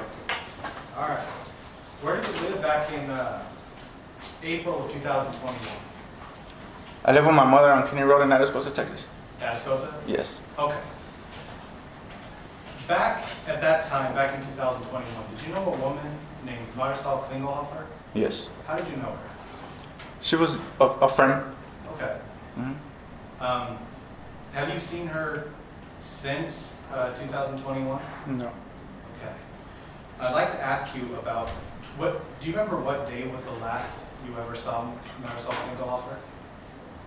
The day when he killed her, Okay. The day we're here to talk. Mhm. Do you remember what month that was in? I don't remember exactly, but Well, were you approached by law enforcement about this incident? yes. And after you were approached by law enforcement, did they ask you to prepare or to write down a statement of what you remembered at the time? Well, we actually went through a walkthrough of how it happened. Yeah. And then did you write down a statement as well? I probably did. I don't remember that. Let me ask you this. May I approach the Yeah. witness, Your Honor? Yes, you may. I'm showing you a document here that appears to be a copy Oh, yeah, of yeah. a document that That's was my handwritten. handwriting. That's your handwriting? All right, so did you prepare this statement at the request of law enforcement? Yes. All right, now, as I'm asking you questions here today, Mm-hmm. if there's anything you don't remember by way of details, because it has been 3 years, right? Yes. If there's anything you don't remember by way of details, let me know and refer to your statement, see if that refreshes your memory, and then come back to me and answer the question. So don't read off it, but if you think it would help you remember, just ask for a moment and take a look at that statement, okay? Okay. All right, so would you take a brief look at the statement and see if it helps you remember what month this happened Says that April. in? April, okay. And where did this murder take place? On Fowler Road at Roger's house. Okay, and when you say Roger, whom are you referring to? He's a friend of mine. Do you know his last name? Arguello or something. Okay. And at this house, at Roger Arguello's house, who else was there on the day of the murder? On the day that it happened, it was me. Roger wasn't outside with us. Ruben, Okay. Gustavo, and my dad was in my truck. Okay, so your dad was in your truck. Were you in your truck with your dad? No, I was working on a motor. Okay. And where was Marisol there? No. Did she arrive later? Whenever Roger's place whenever the police showed up, a month later, that's when she was there. Okay, so, but you testified earlier that this was the day that she was killed, correct? Oh, no. You know, All right. I'm mistaken because Marisol, I'm talking about the other one. Oh, I apologize. Were you dating a woman named Marisol Reyes at the time? I was. Okay, so when I say Marisol, I'm going to be referring to Marisol Klingelhofer. Okay. Unless I say otherwise. Right. Will that help us communicate? Yes. All right, so On the day that we're talking about in late April, Mm-hmm. you testified that Roger Arguello was inside, and you, your father, Gustavo, Ruben, and Marisol were all outside. On the day that it happened. Yes, sir. On the day that it happened, my father, Yes, sir. Ruben, Yes, sir. and Gustavo were outside, and me. Okay, where was Marisol Pickle? She was Marisol kind of. She was in the vehicle with Ruben. Gotcha. Okay, and what vehicle was that? It was a green expedition, I think. Okay, so Marisol and Ruben were in a green expedition. Mm-hmm. You and your father and Gustavo were outside. Right. And Roger Arguello was inside. In his house. In his house. In his house. At this Fowler Road address. Mm-hmm. Okay. Do you remember what time of day this happened? Can I? Yeah, please take a look. The time I don't know exactly. That's but it was during the day. Okay. During the day, sun was out. Yes. Okay. Did anyone else, See, it was between noon and 5 o'clock.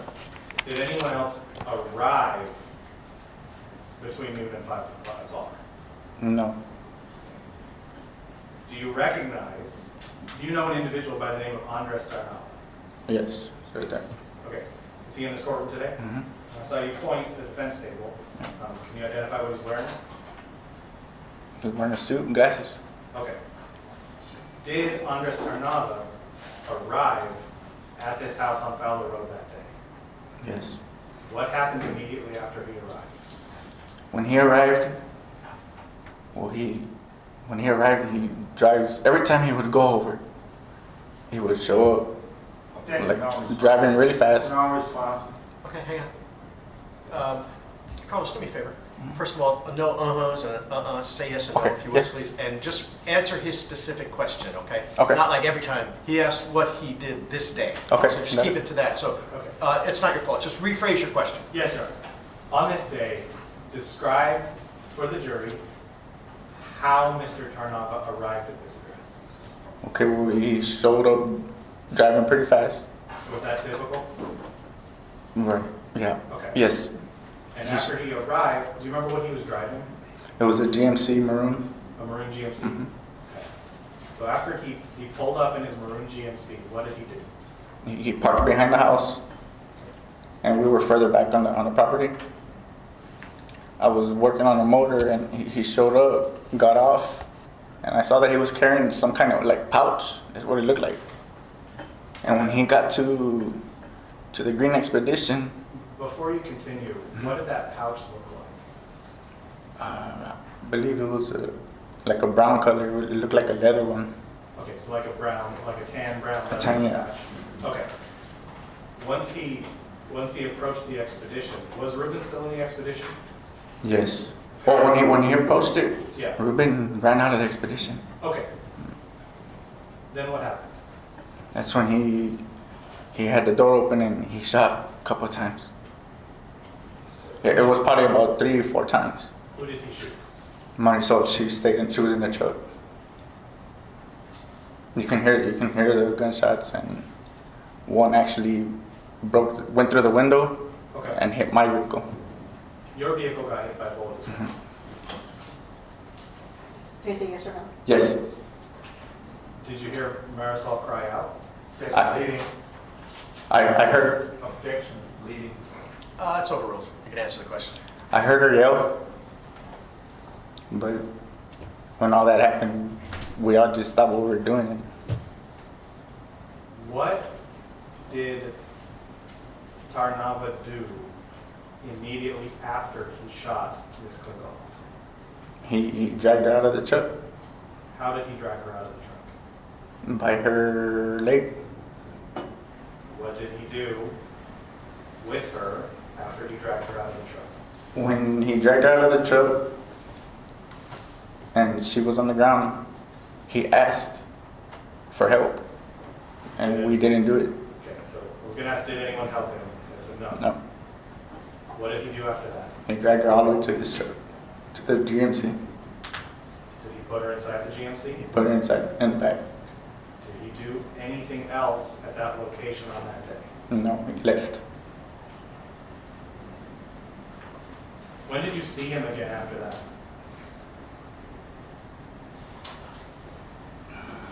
Can I take a look at this? Yeah, please.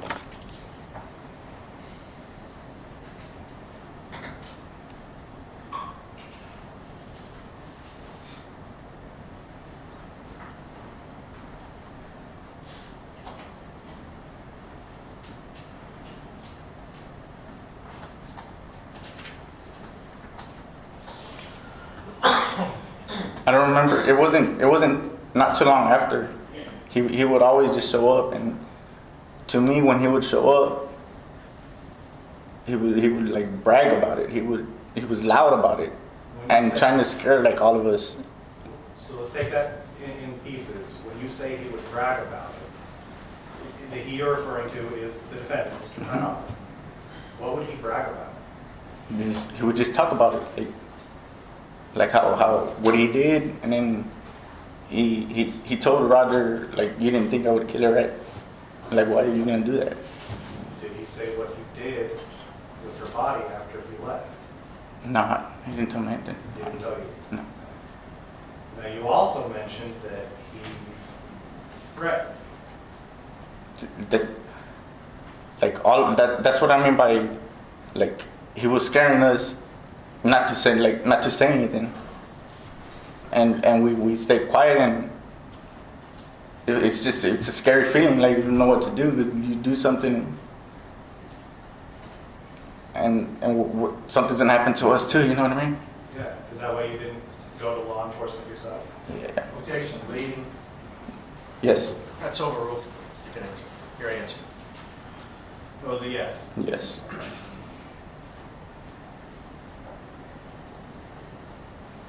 When the police got involved, what police officer approached you about what happened? It was the Texas Ranger. Okay. I forgot his name. That's okay. But it was a Texas Ranger? Yeah, it was a Texas Ranger. And did you... We called him Cinco. Cinco, all right. I assume he asked you what happened. Yeah, we actually went through a walkthrough. Wow. Okay. When you say a walkthrough, what property did you go through a walkthrough of? Of where it happened? They're on Fowler Road? Mhm. Did you take him to any other properties? No. Oh yeah, we went to his place What did you show them at his place? where because Roger was cutting his grass for him and all that, Yeah. and he cleaned trash for him too. Okay. Because at Roger's place, a lot of people dump trash and he gets paid for it. Okay. Well, I had my truck, so I took Roger, and we cleaned. He cleaned his he cut his grass while I was there waiting, and then I helped Roger put the trash on a little trailer, a lot of trash, Okay. camper, all kinds of stuff, and we went back to Roger's place because Roger dumps his trash there. And you took the Rangers there to the defendant's Mhm. place where you all collected trash. Right. Why did you take them there? We went. How was it? We met up with an investigator or something like that, and that's where they told me. Objection, hearsay. Can't say anything that anybody told you, okay, Cross? Okay. Did the police ask The you police, to take you right. to take them there? Yes. Objection, leading. Yeah, that's leading. That's staying, counsel. Don't lead your witness, and don't talk over him. Yes. You ask the question, let him answer. Yes, sir.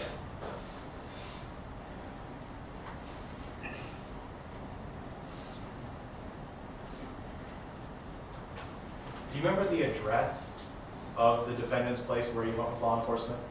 I know where it is. I don't know the address. Okay. Now, I expect the defense is going to ask you some questions about your history with the law. Mm-hmm. Have you been arrested before? Yes. Have you been convicted of any felony crimes? I'm on probation for a felony right now. Okay, what felony is that? That's smuggling of people. Smuggling a person? That was back in 2020. 2020. Other than that, have you been convicted of any felonies? No. All right. And does that conviction have anything to do with you telling the truth today? Oh, nothing to do with it. That's the witness, Your Honor. Defense? My approach witness. Sure, if you need to. See the statement.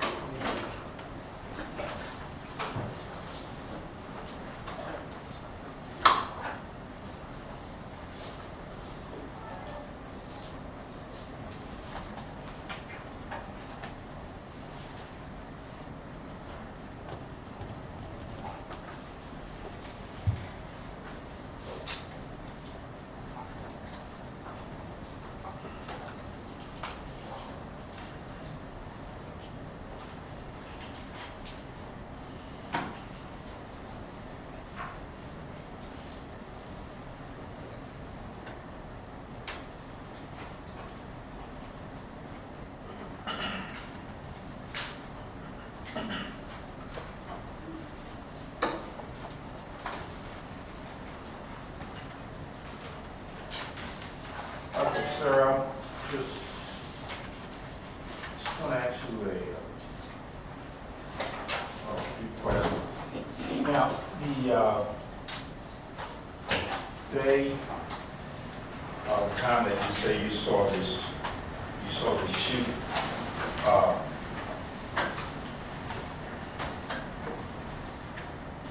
believe you said I was at Roger's house. Yes. Okay. And do you remember what day it was? No, I don't. Do you remember what day of the week it was? Was it on Wednesday or Thursday? Do you have any idea? It's been 3 years. I'm like, oh, okay. Well, my question. No, I don't.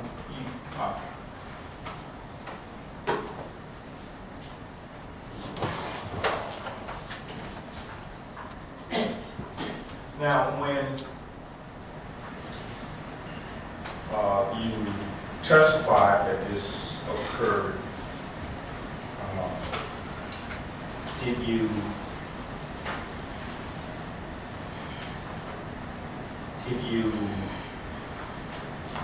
go and, based on what you said you saw, did you call the police? You go and call the police? No, I didn't. I didn't come. You didn't call. Did you drive down to the police station? No. What about the next day? Did you call the police?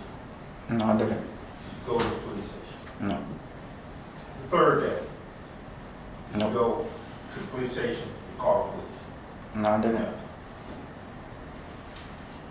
Did you ever go down to the police station or call the police? The only time, no, I didn't. You did. No.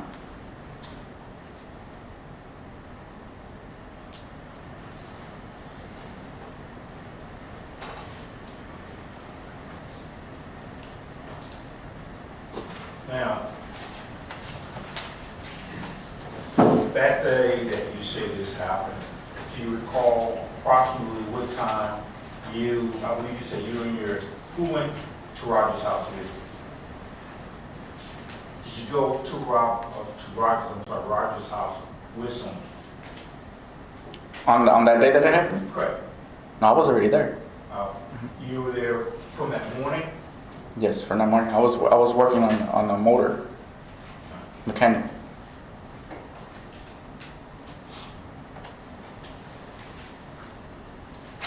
About what time that morning?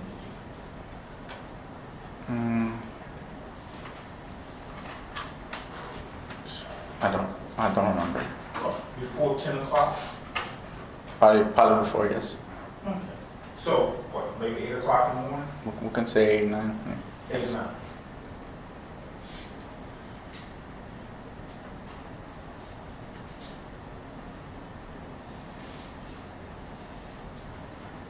So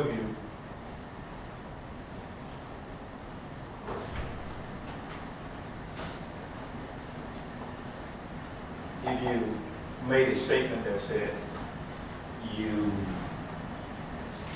were there between like noon and 5 o'clock, would that be correct? Or would that be? If I made a statement, I'm sorry, I'm saying, I don't know what to say. I'm sorry. if you either made a statement or told someone that you arrived here somewhere between noon and 5 o'clock, that wouldn't be correct. That wouldn't be correct because I was already there. I'm sorry? I mean, I don't get the question you're asking. I mean, I got there I got there early that morning. Oh, It happened between noon and 5. so you got there early that morning. Mm-hmm.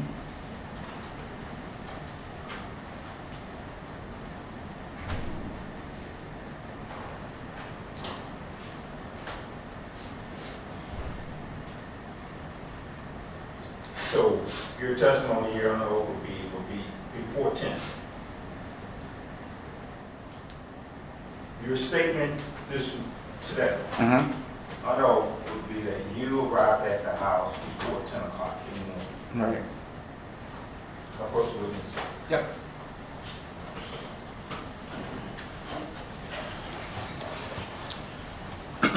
Show you what's been marked as state exhibit number 6, and I believe you identified that as a statement that you gave, correct?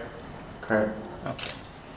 And as you look at it, just look at it and see whether it refreshes your recollection as to when you arrived at the house. At Roger's house.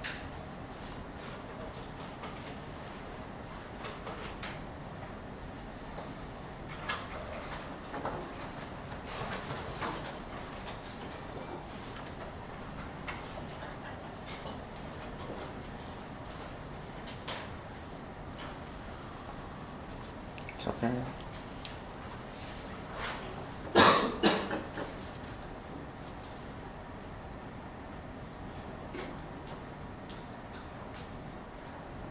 Yeah, it's saying No, that I got I'm not there. asking what it's saying. Okay. I'm asking you, did it refresh your recollection in terms of the time period where you arrived at Roger's house? Did it refresh it? I mean, it doesn't need to be refreshed because I'm always at Roger's house.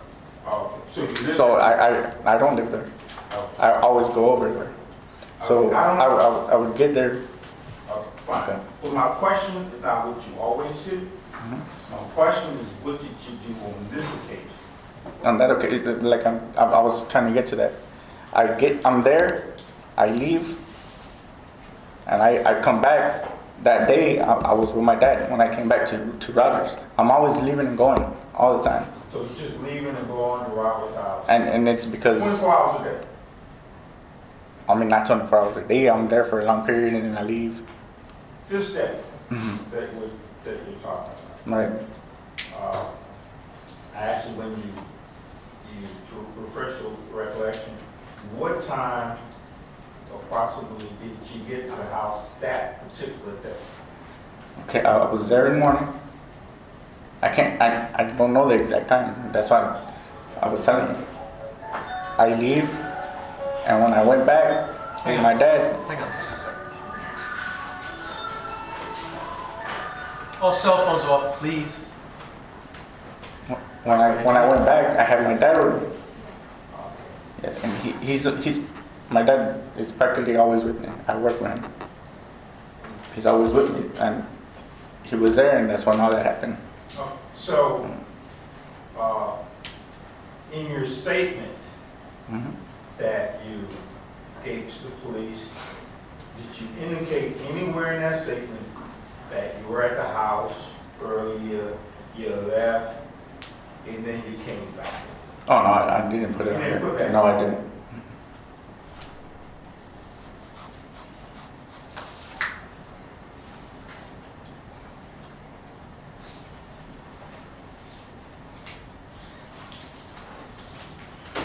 Now, you testified that you ride back with your father, Right. correct? Yes. And you were doing some specific work, correct? Right. And what type of work were you doing at that house? I was working on the motor because I would get parts for my truck. Okay, you were working on I was taking parts off of a motor Oh, you're taking part off of the motor. with Gustavo. And how far away were you from the truck where that you indicated that was shot? It happened. I was like from here to the doors. That's how close I was. About from here to the door? Yes, that distance right there. Now, you testified, who was in that truck? Ruben and Marisol. So you're at possibly the distance where you are, and the truck is about this distance here. Mhm. Okay. Is it anything obstructing your vehicle, the truck? Is there anything between you And that truck? and that truck? No. Nothing. Mm-mm.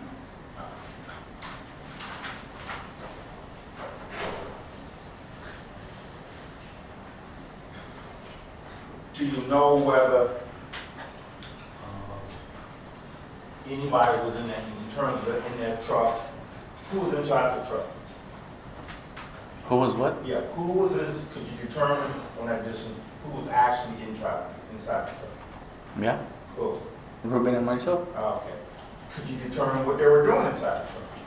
I don't know what they were doing. I don't. Okay. Did you smell anything like marijuana being smoked in the truck or not? No, I couldn't. No?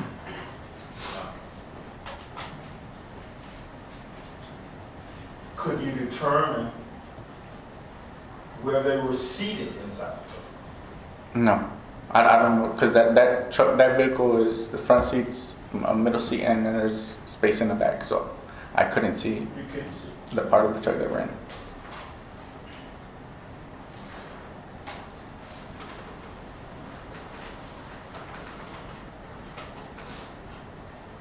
So you testified, your testimony that eventually Andres comes to the Mhm. location, correct? Yes. And he's carrying something. You see him carrying something. Yes, in his hand. Okay. And I'm sorry, what did you say? yes, and he pulls out a gun out of that pouch that I explained. And I know you're eager to tell what happened, but you gotta listen to my question. Okay. He comes at location and you see him carrying something, correct? Correct. So at that point, are you underneath the truck that you're working on, or you on the side of it? Where are you? The motor was already out, so I'm standing next, like right next to the motor, working on it. The motor was out of the vehicle.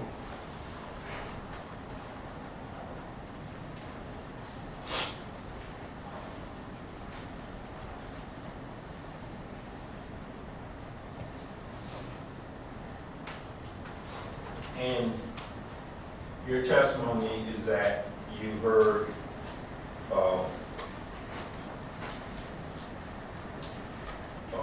perhaps 4 shots, It was about 3 to 4 shots. 3 to 4.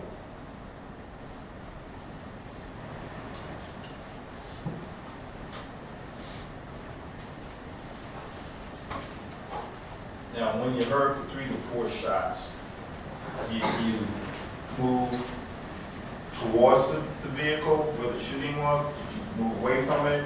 Run away from it? I stayed where I was at. I just froze, like I got scared, and you know when you hear a gunshot like that, you freeze and you look up or you drop to the ground. I stood there and looked up, and that's when I saw it happen. Now, when this occurred, were you, now you said that you're on probation for the smuggling case, correct? Yes. Okay. Were you on probation then, when this happened, or your probation occurred after? When that happened, if I'm correct, I was on probation for a DWI in the Valley, So when the police showed up, I went to jail for that warrant. Because I had a warrant for the DWI.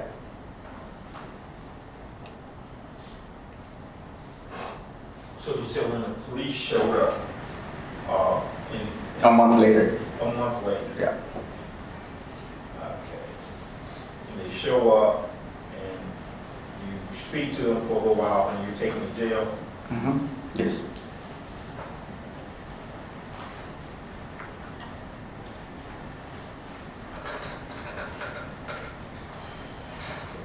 Now, the statement that you gave to the police, was that a statement made by you prior to you going to jail or after you came out? When I made that statement, Yes. This statement, I made that statement that's the day that they took me to jail. Like I was in the vehicle at Roger's house still. okay.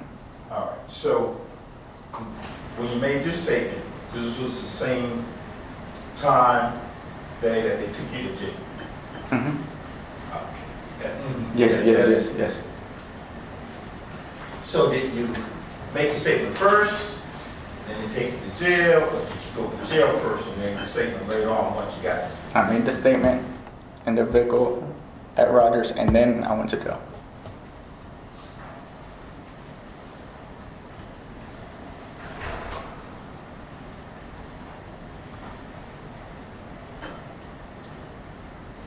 Now, is this the same day you mentioned that you went to some other location?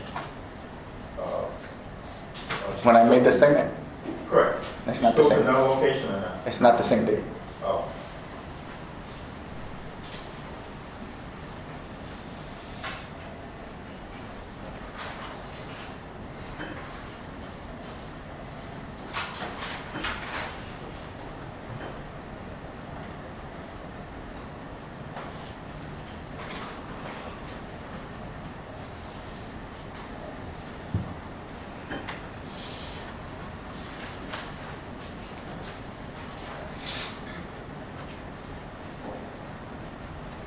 And in terms of your testimony here today, you were given a subpoena? Yes.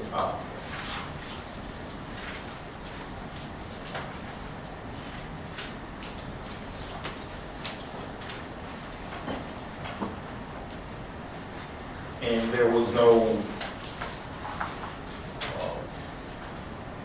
you didn't have any agreement or by the state or anybody else to help you out in your probation case or anything like that? No. No.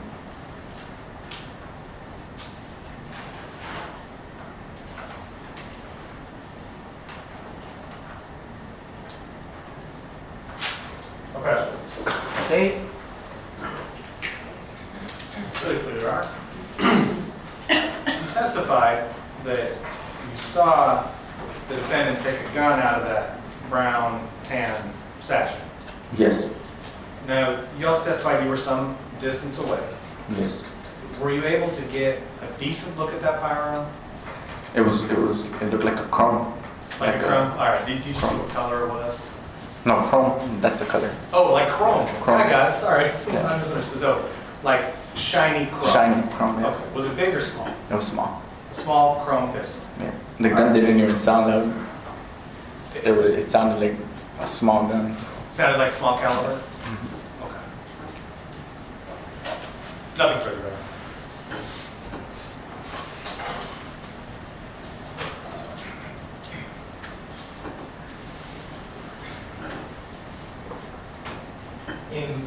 When you say you saw the pistol and you were like 20 feet, maybe 25 feet away.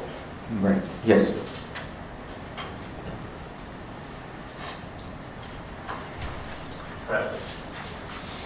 Nothing further.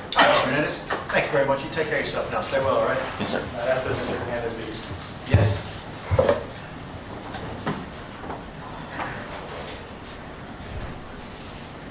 You guys okay? Okay, next witness. Now the state calls Roger Aguayo.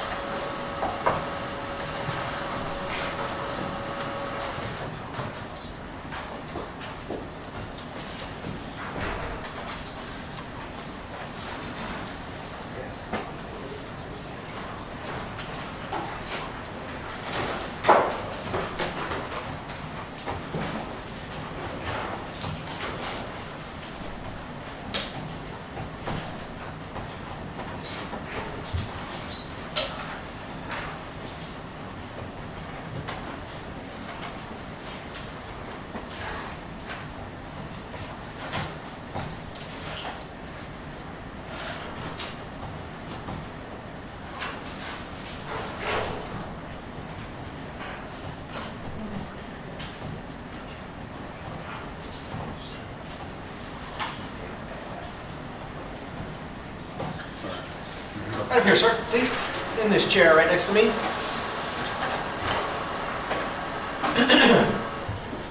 Have a seat, sir. I met you this morning, right? Yes, sir. I swore you to tell the truth? Yes, All right, sir. you're still under oath, remember that, okay? Make sure that microphone, it moves, so make sure you speak right into it, all right? So we can hear you. Go ahead, State. Would you introduce yourself to the jury, please, sir? My name is Roger Arguello. Roger Aguayo. Do you have a brother? Yes. What's his name?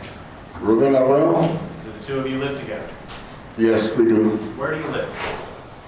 At my mom's house at Fall Road. Okay, on Fowler Road? Yes. What is the address of your mom's house on Fowler Road? 11125 Fall Road. 11125 Fowler Road. What county is that in? I just goes up, but for some reason it's Bear County. All right, so you're in the city of Atascosa, Yes, sir. in Bexar County. Yes, sir. All right, so if your brother testified different, was he convicted? Objection. In terms of the rule, Judge, we object to. That's the state. Violation of the Understood. rule. That's the state. Understood. But just to be clear, your house is located in Bexar County. Yes, sir. Property taxes go to Bexar County. Yes, sir. All right, and I'm gonna show you a map real briefly that I've marked as state's. Would you like to approach? May I approach? Show you a map I've marked as Exhibit 19. This little red dot, identify that Fowler Road address. Yes. What exhibit was that, counsel? State 19. Okay, thank you, sir.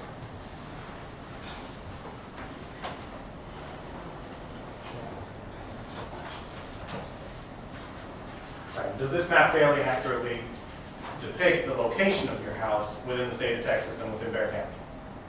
Yes. Now for state 19. Any objections, counsel?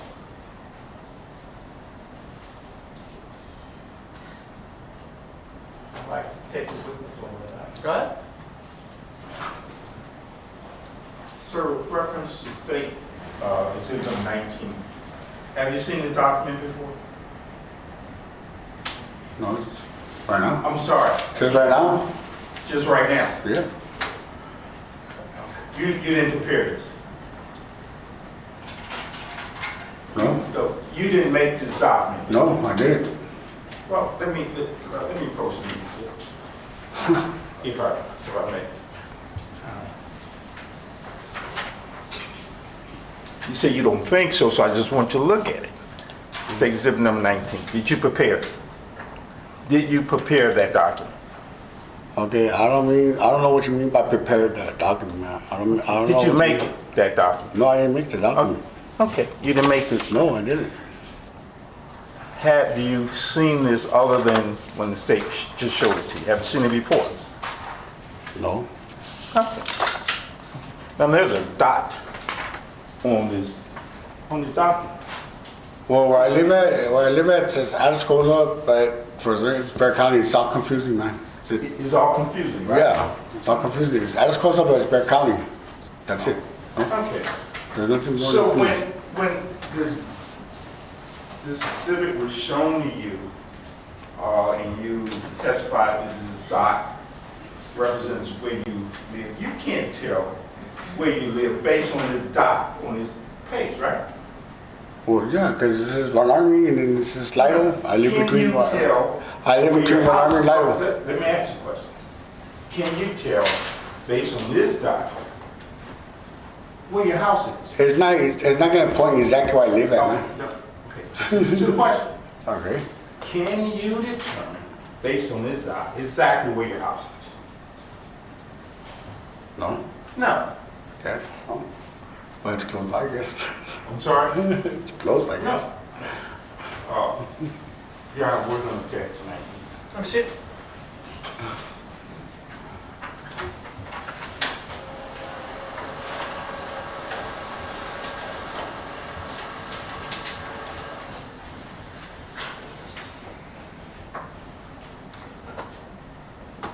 Counsel, refresh me. What question did you ask this? Your Honor, I asked the defendant, or I asked the witness, if this doc fairly and accurately represented the location of this house within the state of Texas and within Bexar County, to which he answered yes. All right, State's Exhibit 19 is received in evidence. Your objection to me goes to the weight, not the admissibility of that document, so May I publish, Your Honor? it's 19 is received. Thank you, Your Honor.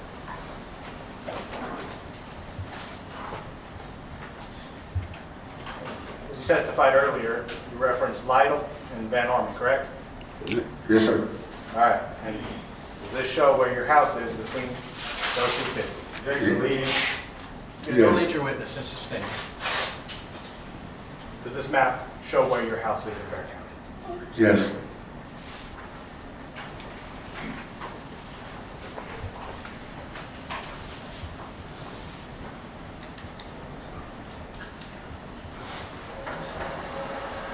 Did you know a woman named Marisol Klingel? Yes. How did you know her? How did I know her? Yes, sir. I met her by my neighbor. My neighbor, one day I was outside at the picnic table. She was outside at my neighbor's house and the picnic table too, and she came, she crossed another property. We started talking. Do you remember approximately what year that was? No, I don't remember what year it was. Okay. Was it before April of 2021? Yes, sir. Do you know how far before? I can say maybe almost a year. Almost a year? Yes, yes, sir.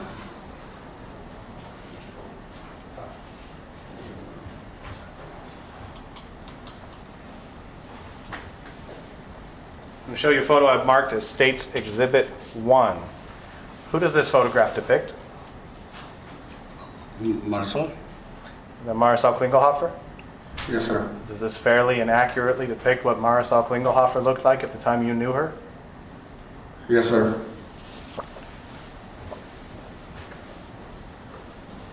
State's Exhibit 1, Your Honor.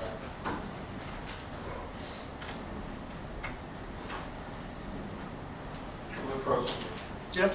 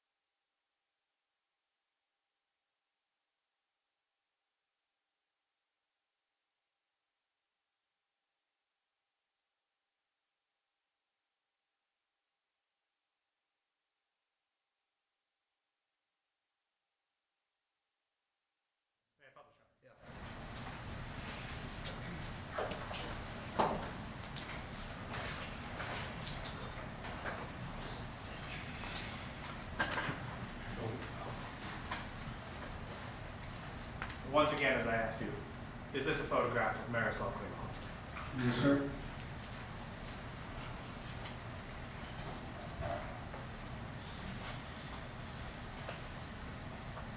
Do you know what happened to Marisol? Yes. How do you know what happened to Marisol? Because he was always bragging about it. Now, when you say he, are you referring to the defendant, Andres Tarnava? Yes. Is the person that you know is Andres Tarnava in the courtroom today? Yes. Did you point toward him and identify what he's wearing? He wore a black suit. All right. Glass.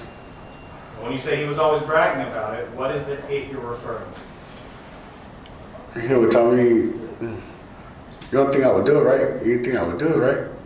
You think I would do it?" When he says it, what did he mean? Objection, the cause of speculation, can't say what Uh, authority now. That he, Hang on. Before you answer that question, I'm going to sustain that objection. Flesh it out more, counsel. Understood.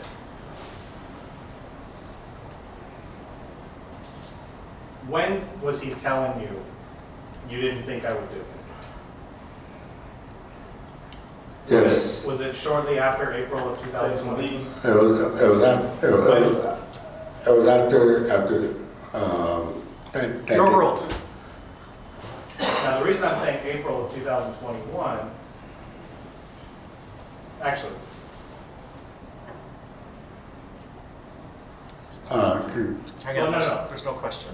Oh, when the defendant would tell you, you didn't think I would do it, how was it clear to you what he was talking about?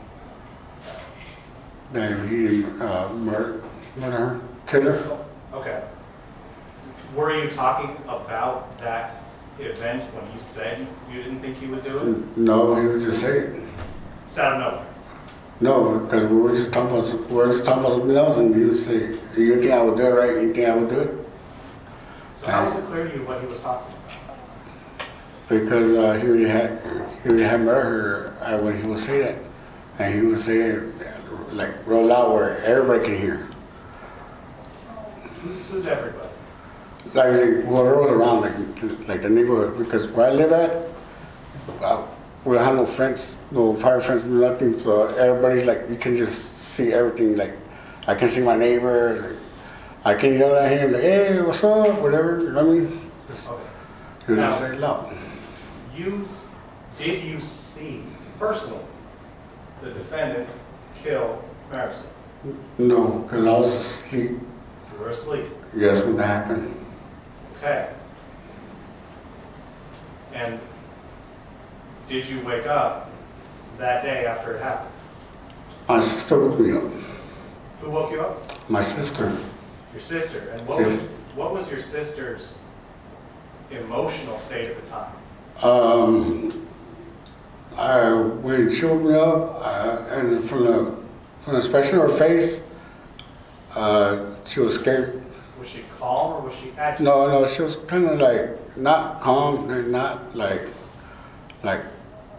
she was just like how can I say it? She was like kind of like scared, like hey, can you go outside? Can you go check something? Objection, Judge. Scared. What's the objection? Objection that it's based on hearsay. What is? And his interpretation of what she might, is speculation. His expression of what she might have been thinking or might have felt at that moment. That based on speculation. Well, that's overruled. He's looking at her. So but just clean up. Ask the question, please. Yes, Your Honor. Was she upset when she woke you up? No, she was scared. She was was scared? yes. Was she scared about something that had just happened? Yes. She didn't know what happened. Hang on. Sustained. Don't lead your witness. She didn't know what happened. Hang on, Ron. Sorry. Don't answer until he asks you a question. I just sustain the objection. What was she scared about? Something happened outside. Objection. Based on She wanted me to go check it out. and it's based on speculation. Your Honor, she said something happened outside. It's going to be information that you have not to go outside. Then you need to ask him what she said, and I will rule on his objection to hearsay. Your Honor, apologies. What did she tell you? Objection. Hey, Hang on. Don't answer yet, Roger. Hearsay. Okay. What did she tell you? No, do you have a response to his hearsay objection? Yes, Your Honor, it's an excited utterance. Excited utterance is what you're going with? That's over, then you're sustained. And it was a present sense impression, Your Honor. That's, Yes, Your Honor. your objection's overruled. Now you can ask. What did she tell you? Well, still my objection, Judge. Even if you say present sense, What's your objection, counsel? my. Your legal Still objection. hearsay does not right of It's confrontation. overruled. Go ahead, you can answer the question. She was, hey Roger, hey, something happened outside, man. Can you go check what happened? And then when I woke up, and she was like, and I go, what? I go, something happened outside. Can you go check? And I go, something. And she goes, yeah. And I go, okay. So I got up, I went outside, where the guys were standing. And I went over there and I said, hey, what happened? And just by inspection of their face, they were like shocked. Okay. Like, Your objection's overruled. Answer the, he's finishing his answer. Now ask another question. Yes, Your Honor. You testified that they were shocked. yes. Can you describe a little bit more about how they were doing at the time? Were they shocked? Were they scared? How were they? They were like shocked, like they couldn't believe like something had happened. Like they were just like shocked, like they couldn't really like talk. They were just like quiet, like shocked, like. And I was like, hey, what happened? They're like, can we take you to our neighbors and a little shed on the neighbor house? We have a little shed. We'll take over there and we'll tell you what happened. Okay. And did they? Yes. What happened? Objection. We went. Hang on. Don't answer the Still question. speculate. If you ask me what happened, What's your legal objection? speculation at this point, and it would be based on hearsay, Judge. Hearsay is your objection.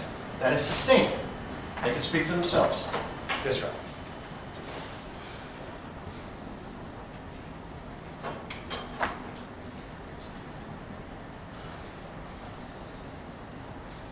Did the defendant ever tell you what he did to Marisol specifically? Yes. What did he tell you? He just told me that he went, he shot her twice. When did he tell you that? A couple hours, when the accident happened. A couple hours after, on the same day. Yes, So after you went outside and talked to the people outside, yes, you spoke to the defendant. yes. Okay.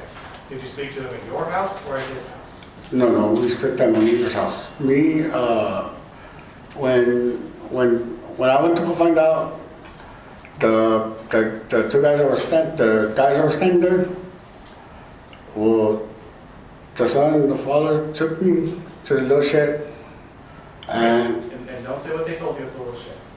When did you see the defendant after all of this happened? the defendant, I'd say like 3 hours, I guess. 2 hours? 3 hours. 2 or 3 hours? Where did you see the defendant? No, when he went to my house, we went to my house. At your house. Yes. What did the defendant tell you at your house at that time? The same thing when he would tell me, anything I would do right, anything I wasn't doing. Did he tell you what he did to Marisol Klingel? Not specifically, not like specifically tell me what he really did to her, but he just told me that anything I was gonna do that right. Objection in all respects. Okay. Yeah. That's overruled. Did the defendant ever tell you what he did with Miss Klingelhofer's body? No.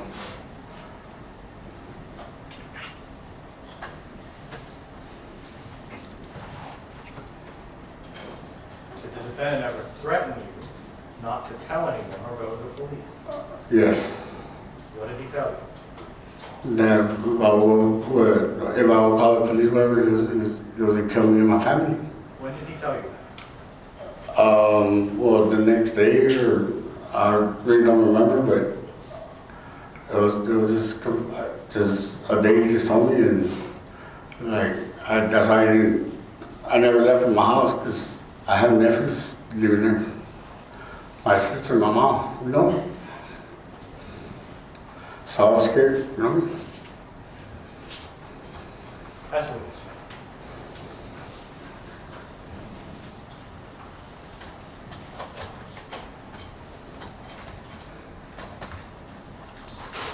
Now, sir, the day that you say Andres spoke with you, do you remember what time of day that was? No, Remember what day it was? no, You know, what day of the week it was?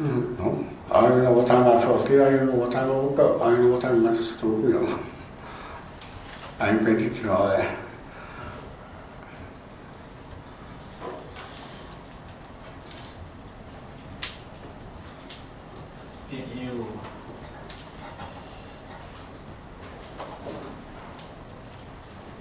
Did you call the police or make a report of any of that day? My brother did. I did not act. And I know you want to say what you want to say. My question was, did you make a report that day? No, I didn't. You did. No, cause My question. They can ask you questions again, so. okay. So you didn't call the police or make a report, No. correct? No, What about the next day?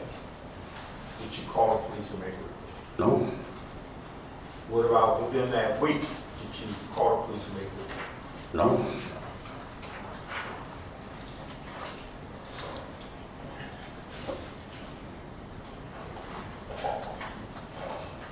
And your claim is that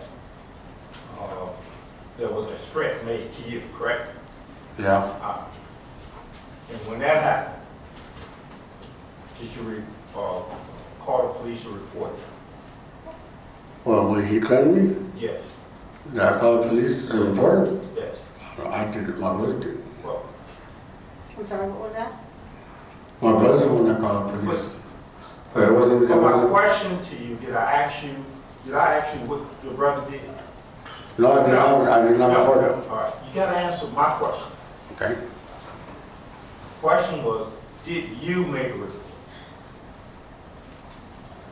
no, I mean, did you make a report? no, Okay.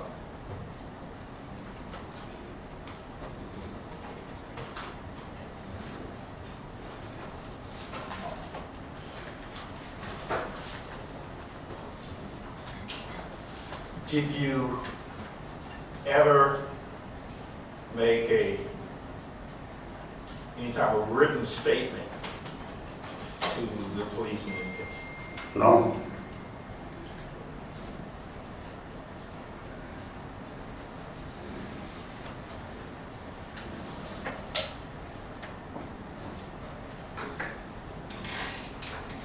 I pass with this.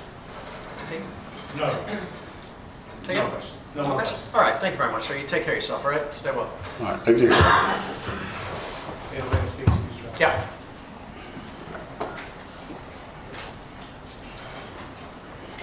All right, the steakhouse deputy. Apologies, Your Honor. Take your afternoon break, all right? Take about 10 minutes. All right, so jury,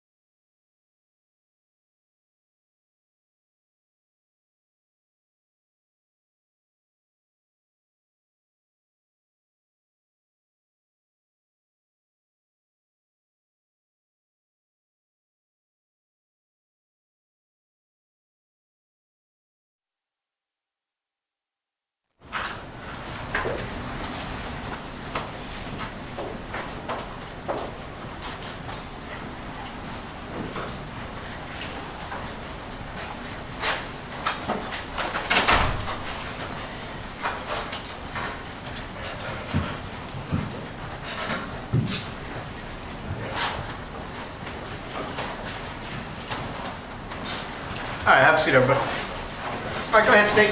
Steakhouse Deputy Joseph Garza. Deputy.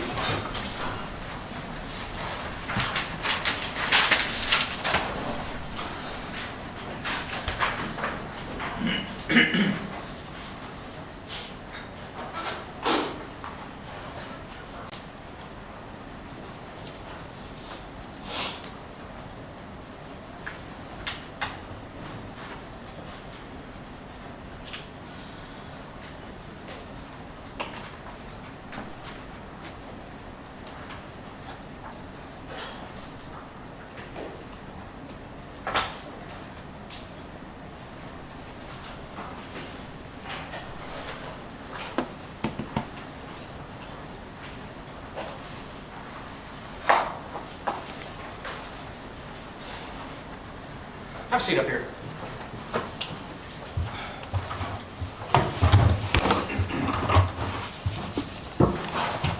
Go ahead. Raise your right hand. Swear to tell the truth, the whole truth, nothing but the truth, so help you God. I do. All right, you can adjust that microphone too, and just make sure you speak into it. Go ahead, state.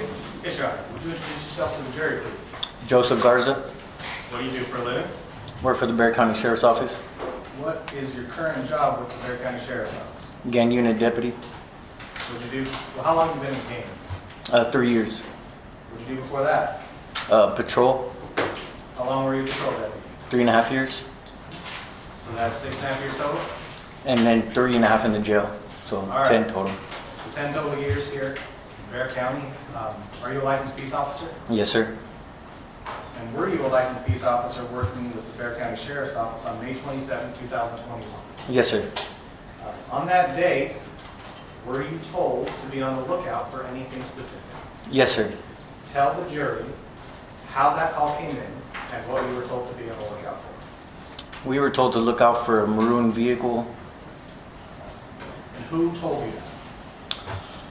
I'm not sure exactly who, but I believe it was a little briefing that we had that we were looking for this maroon vehicle. A little briefing. Did you have that the same day? Yes. What time approximately were you briefed on that? Maybe an hour or so beforehand. Okay. And what time of day was that?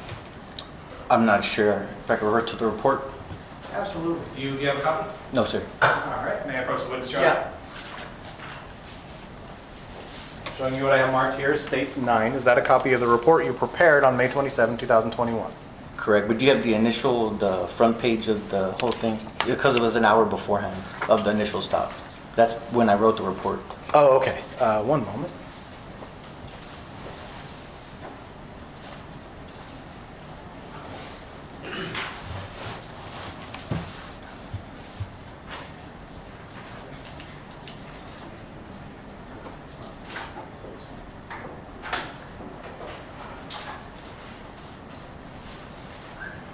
Should be right there in your left hand, I believe.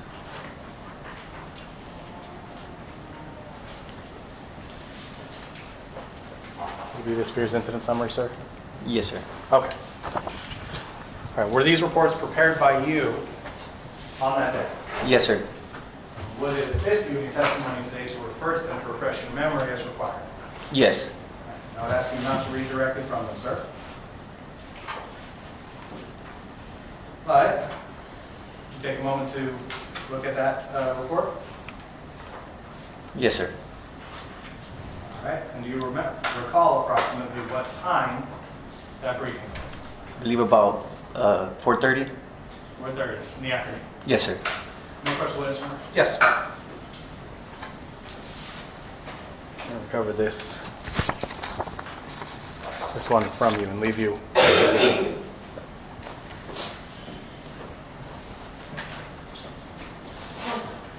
Do you recall who was at that briefing? I believe my supervisor at the time, Who was that? Sergeant Salinas. Okay. Besides Sergeant Salinas, was there anyone there from any other law enforcement agency? Not that I can recall off the top of my head. Okay. So at this briefing, what were you told? To look out for a maroon vehicle, SUV. Were you told that there were any individuals associated with that maroon SUV? Yes. Okay, and who was that individual that was associated with that vehicle? May I refer to my report? You may.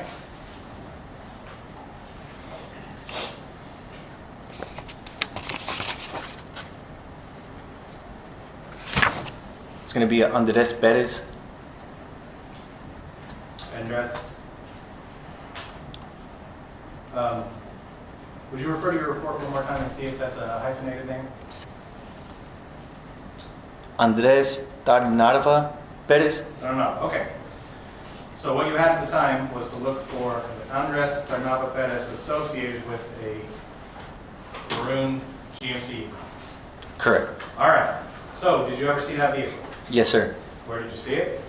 On the access road of 35. And before we get to the actual stop, what were you instructed to do when you saw that vehicle? To find PC to pull the vehicle over. What does that mean? Probable cause. Okay. So in layperson speak, what were you looking to do? Conduct a traffic stop. Okay. And do you have to find a valid reason to conduct a traffic stop in order to do so? Yes, sir. Okay.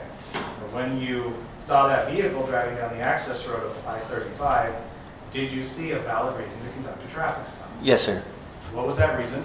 No license plate on the trailer. In the state of Texas, are drivers who operate on public highways required to display a rear license plate on their trailer? Yes, sir. Does failing to do so give you reason to pull them over and conduct a traffic stop? Yes, sir. And when you pulled this red GMC Yukon over, who was driving?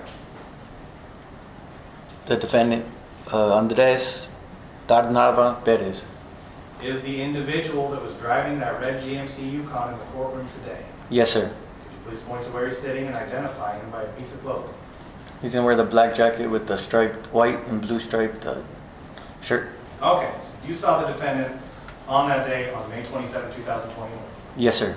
All right, now after you made contact with him and conducted that traffic stop, well, who else was with you? My partner, Deputy Kalunga. Okay, did the two of you make contact with the driver? Yes, sir. During the course of that traffic stop, did you identify additional violations of Texas law? Yes. What violations did you identify? Tampering with identification number. Okay, No, we're going to object at this time. Could we approach?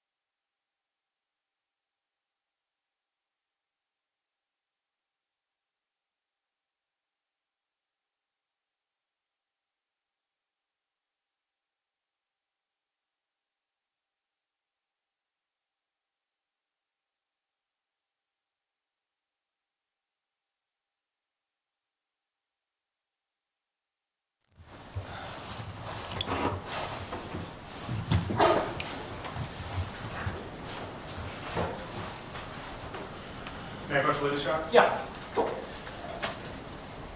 Deputy, I'm showing you a series of photographs, State's Exhibits 13, 14, 15, 16, and 17. Could you please take a look at these and tell me if you recognize what they depict?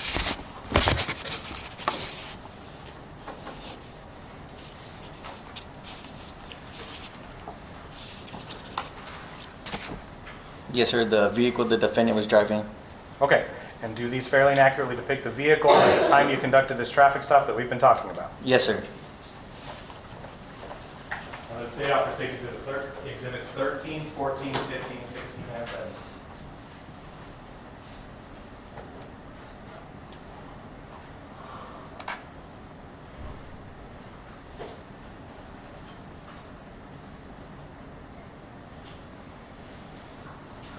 With reference to states 13, 14, 15, 16, and 17, we object based on the hearing that was held outside the presence of the jury on prior occasions. Okay. All right, objections overruled. State's exhibits numbers 13, 14, 15, 16, and 17 inclusive are received in evidence. May I publish it?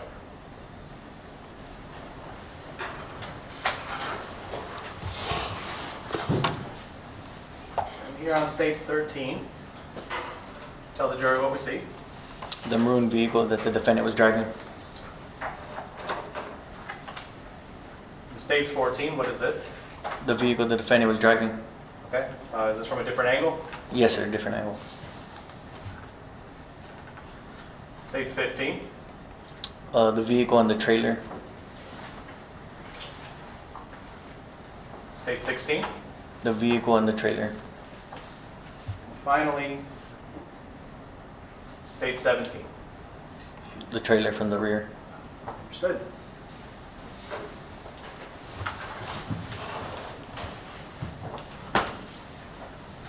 After identifying those two violations of Texas law that you referenced earlier, what did you and your fellow deputies do? Place the defendant under arrest. Okay. Where did you take him? To Bexar County CID. What is Bexar County CID? It's our headquarters where they go into, we hold them for questioning. Okay. Now, at that time, could you have taken the defendant directly to Bexar County Jail? Yes, sir. Why did you take him to CID rather than straight to jail? For the charge, and also he was a suspect in another crime, possible crime. Okay. So when you say for the charge, do you mean the violations that you conducted the arrest for? Yes, sir, for the tampering with the identification number. Okay. So did you have lawful authority to detain the defendant at that time on those charges? Yes, sir. And why did you take him to CID? For questioning. Who requested that you take the defendant to CID to await questioning? Ranger Pettis. Where is Bexar County CID located? 200 North Comau. What else is in that building? The jail. Do you work in that building? No. After you took the defendant there to CID for questioning, did you remain on location where the defendant was outside the room in which he was being held? Yes, sir. Was the defendant able to contact you while he was being held awaiting questioning? Yes, sir. Was he able to request water or food, for example? Yes, sir. Was he restrained other than not being able to leave the room? No, sir. As in, was he shackled in handcuffs and the like? I don't recall if he was uncuffed or not. What was the temperature like in that building as you waited for CID to arrive? If I could guess, 74 degrees. What were you wearing? A bulletproof vest with my regular uniform. Were you comfortable? Yes, sir. And to your memory, how long did it take for the Rangers to arrive at CID after you placed the defendant there? Maybe 2 or 3 hours, I believe. Were you waiting that entire time as well? Yes, sir.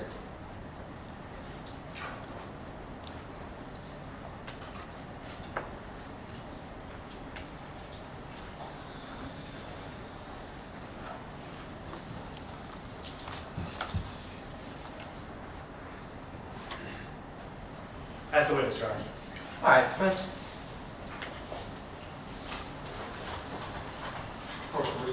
Sure.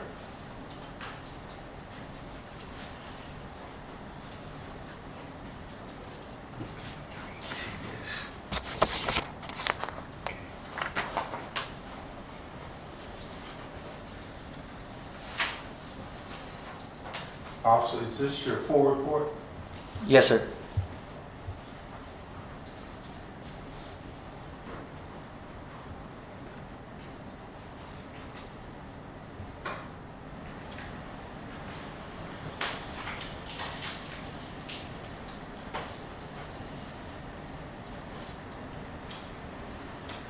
And you had an opportunity to review it, correct? Yes, sir. And more than once? Once Have you today. reviewed this report more than once? Yes. You would review it right after you wrote it, correct? Correct. And you reviewed it, it's fair to say you reviewed it before you testified to it today. Correct. You review it prior to testifying. Correct.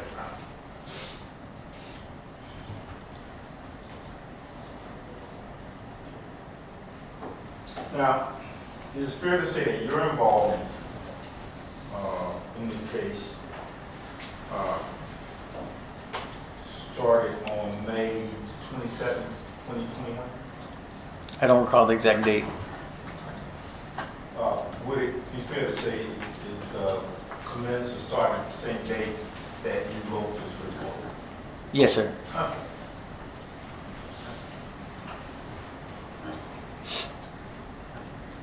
Now, in your report, which is has been marked, do you recall whether or not you started this report with the briefing that you Can you say that question one more time? Did you write anything about the briefing? I that didn't. You received in this report? I did not.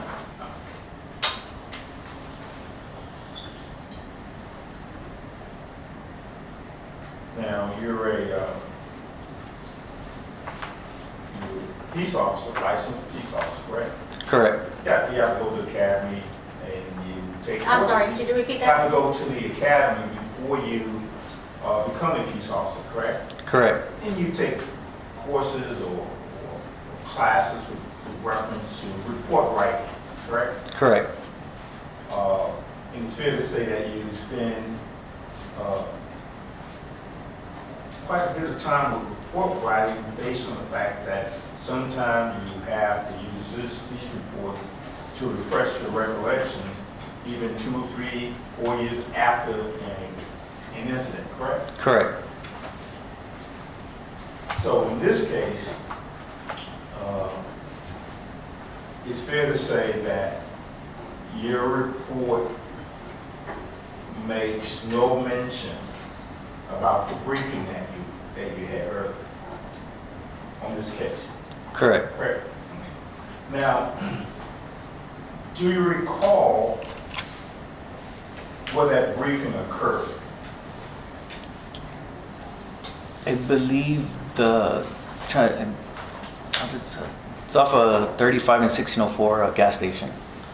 Was it a certain building, do you remember the building that it happened? It was in the parking lot. It was in a parking lot? Correct. Okay. And do you remember approximately how many other officers were at this briefing? I do not. Were there more than 5 people? I don't recall. Less than 5 people? I'm not sure. You remember you were there, correct? Correct. You testified that you had a partner, somebody working with you. Correct. Okay. Your partner was there. Correct. Any corporals that you remember being there? Any corporals or sergeants? Sergeant Salinas, like I stated earlier. No, he was there. That's 3. Any other personnel from the sheriff's department that you remember? Those 2 I stated Those are the only 2. that I recall. What about Texas Rangers? I don't recall them being at the briefing. How were you, do you recall how you were actually notified of the briefing? My supervisor, Okay. And who was that? Sergeant Salinas. Okay. So that communication was given you by telephone call, radio, dispatch? How did you receive that information? I believe cell phone. Okay. So you believe you got a call on the cell phone?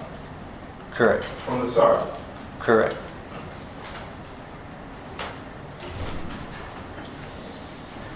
And it's fair to say that you were given a time when to appear.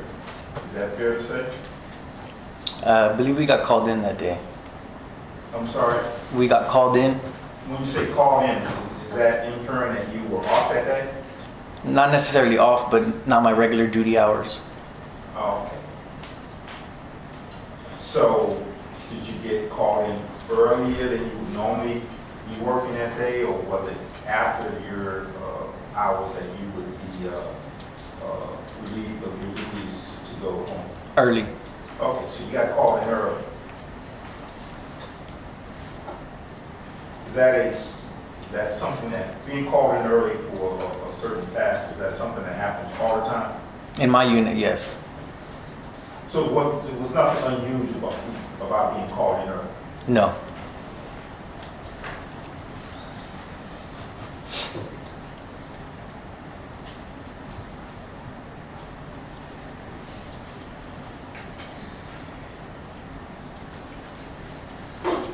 Do you recall what time you arrived at the briefing? I believe it was about an hour before the stop. So what time was the stop? Can I refer to my report? I need, Yeah. I don't believe that one has it. It's the one that the prosecutor does.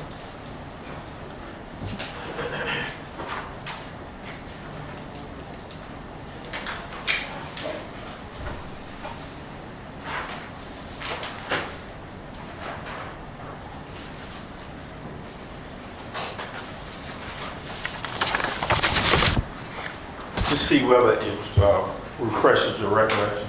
About 4:30. About 4:30. So if the stop occurred around 4:30, then the briefing was probably somewhere around maybe 3:30.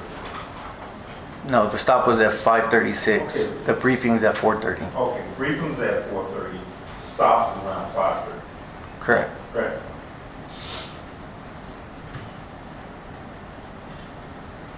Now, who, if you recall, was there a designated person that was actually giving this briefing? My sergeant, Sergeant Salinas. So the sergeant gave the briefing. Correct. And was your sergeant that indicated what you would be on the lookout for? Correct. Were you assigned a certain area to go to look for, say, this vehicle? Yes, sir. So was it your sergeant that assigned you a certain area, a certain location to go to? Yes, sir. And what location was it? I don't recall the exact location. I know it's off of 35 somewhere. Okay. So it's fair to say that you were told or instructed to go to a certain location to look for a certain vehicle, correct? Correct.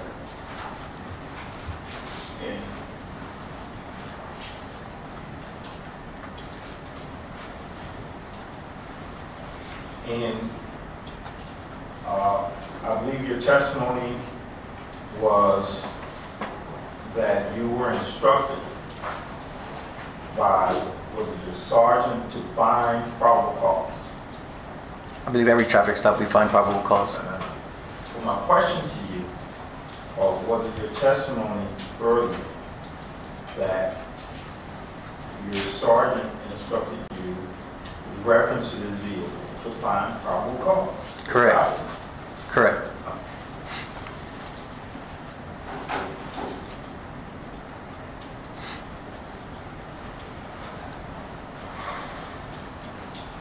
So is it fair to say that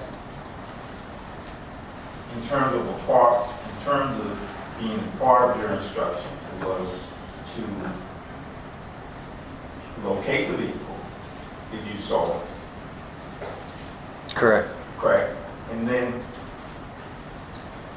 once you saw the vehicle, then you were instructed to find a reason to stop, Correct. correct?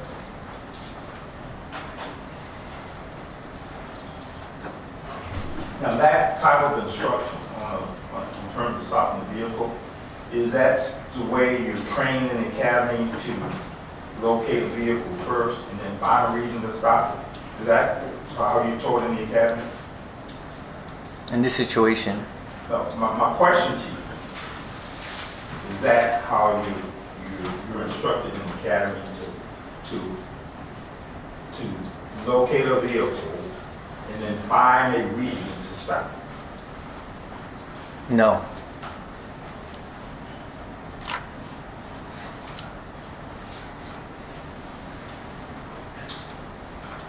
So, in this case, you're waiting, you're at a specific location, and you're waiting, and eventually the subject vehicle comes within you, correct? Correct. Now, as the vehicle comes within view, are you and the vehicle facing the same direction when you first see it? Are you out of side view, or are you looking at it from the front as it approaches? Which one? I don't recall. Now, your reports, does it reflect in any way, shape, or form how or what direction the vehicle was coming in? No. May I refresh my memory? Sure.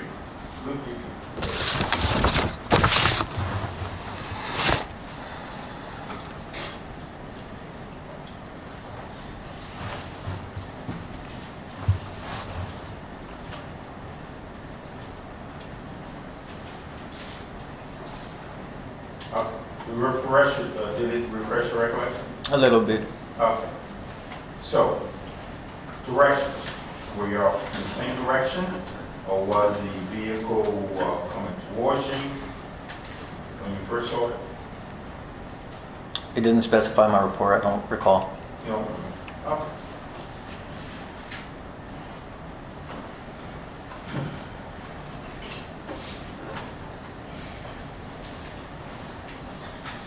So eventually, you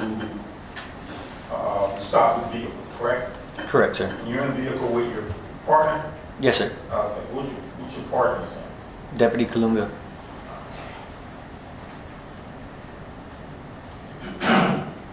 He was at the briefing, correct? Correct. We received the same briefing that you received. Correct.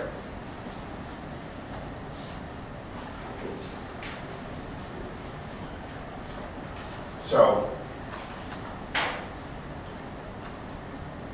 in the briefing, were you instructed in terms of what to do if you located the vehicle? Yes. And your instruction was to stop the vehicle, correct? Correct. Were you ever given any instructions in terms of arresting the person that was driving? No.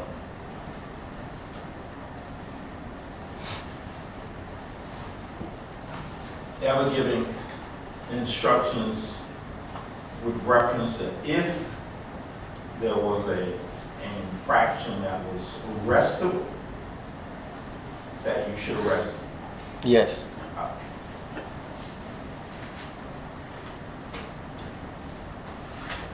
And this is instructions given to you by your sergeant? Correct.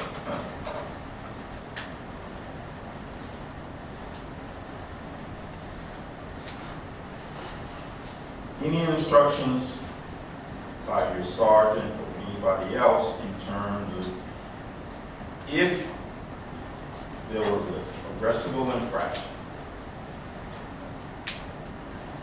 and that person was taken under arrest, what should you do with that person? Not that I recall. I want to say what you should do with it in terms of whether he should be, say, processed or held at CID. Did anyone instruct you in terms of what you should do at that point? Not that I recall. No. So, with reference to once this person is arrested, and you charge them with something, then you would normally take this person to the Fair County Jail, correct? Correct. And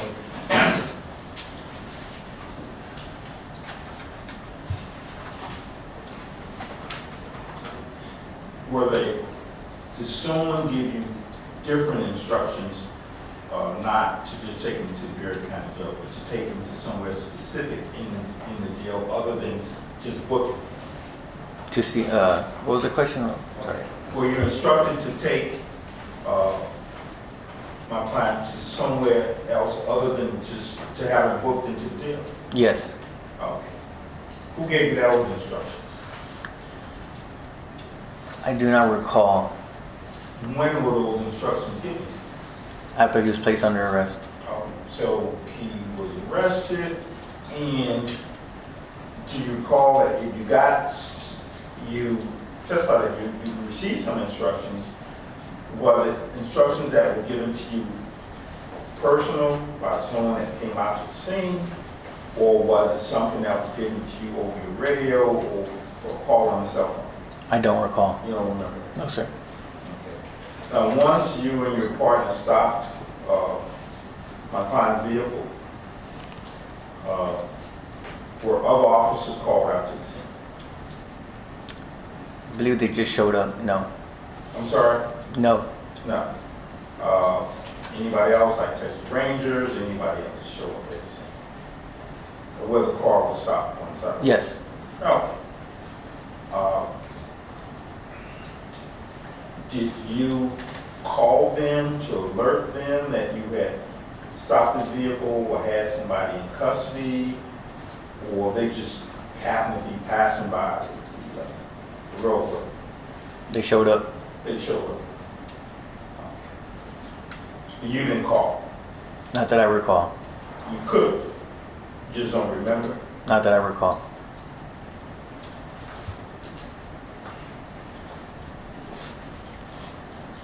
At the scene where the vehicle was stopped, you remember how many officers arrived at that scene? Once you and your partner stopped the vehicle, you remember how many other officers, or when I say officers, the troopers or ranges, how many came to that location? If I recall correctly, I believe 2. 2. And you were instructed to take him to, were you instructed at that time to take him to the CID? Not that I recall. Not that you recall. When do you recall receiving instructions to take my client to CID? I believe after trying to find the identification number, which we could not locate, he was under arrest. And we decided to see if auto theft would want to talk to him about it. I'm sorry, you said we decided what? Auto theft, to talk to him? Oh, okay. So your testimony is that you charged him and you taken him down, and you decided to let him take him to CID for auto theft? Correct. And those instructions to do that wasn't by a sergeant, that's something you came up with? No. Okay. Who instructed you to take him to CID for auto theft? Like I said earlier, I don't recall. I'm sorry? I do not recall. You don't recall that?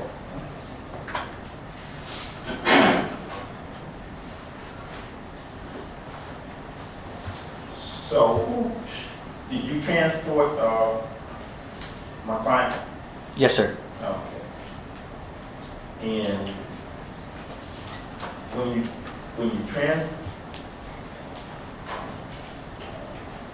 you stopped his vehicle, you said around 5:30 at the afternoon, correct? Correct. What time did you get down to the Bear County jail? I don't recall. Would it be reflected anywhere in your reports? Not sure, but can I refresh my memory if it is in there? No. No. So, would it have been like maybe an hour later, 2 hours later? Any idea? I don't recall. You don't recall?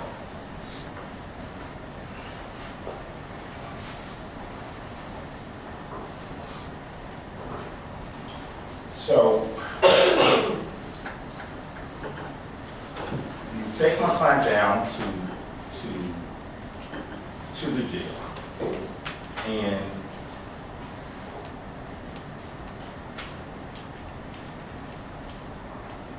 you don't take him to be booked, correct? Correct.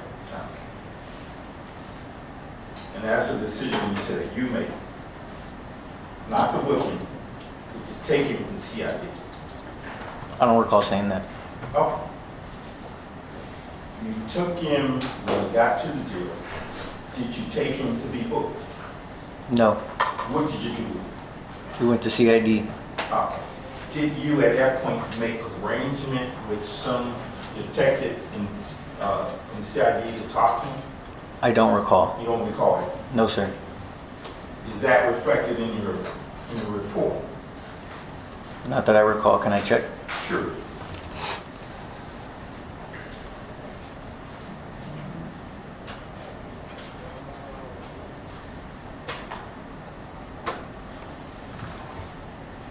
Is it reflected anywhere in your report? No, sir.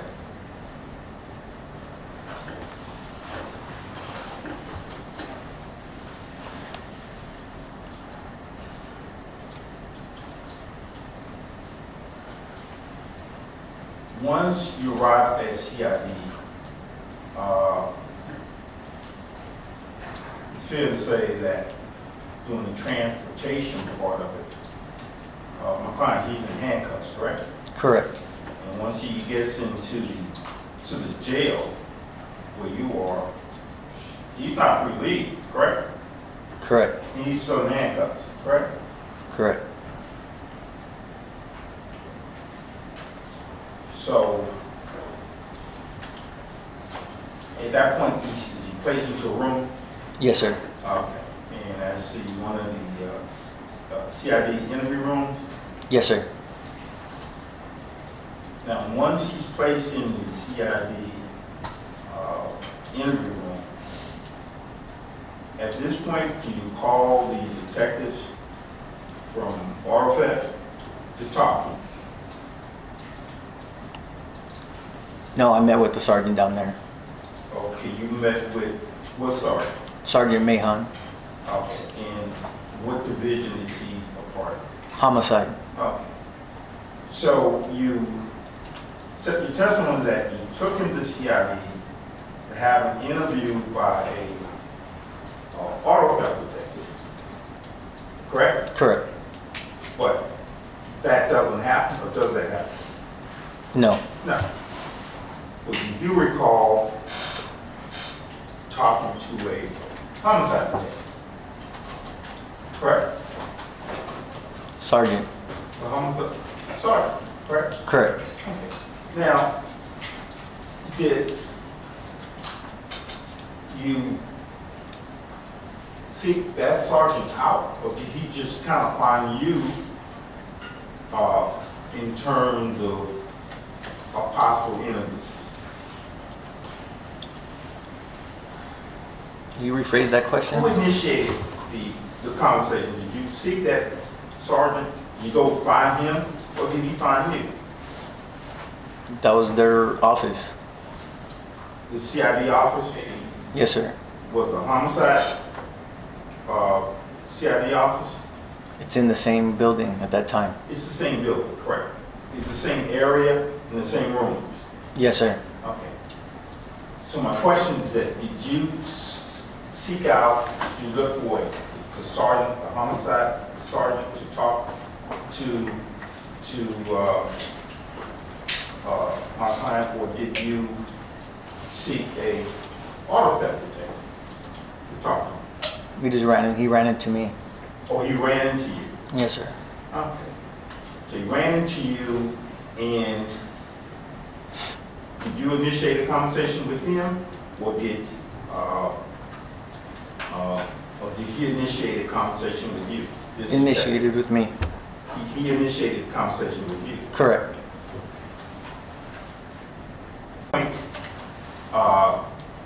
My client is in the room, correct? Correct. And I believe your testimony, and you can correct me if I'm wrong, your testimony was that my client was placed in a room, and he was in that room until either officers or detectives met with him, correct? Correct. What time frame was it? How long was he in the room, the CID room, before he was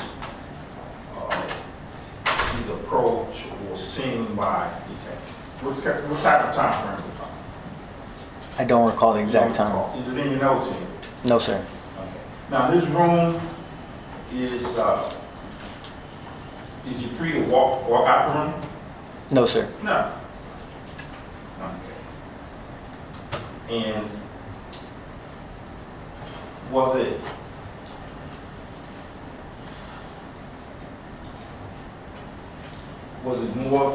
placed in his room more than an hour? Yes. Now, where were you stationed? Were you stationed on the outside of the room, or were you inside the room with him? Outside the room. Okay. Were you like guarding the door, or what was your function or your duties at this point? Standing by until an investigator spoke to him. Okay. So,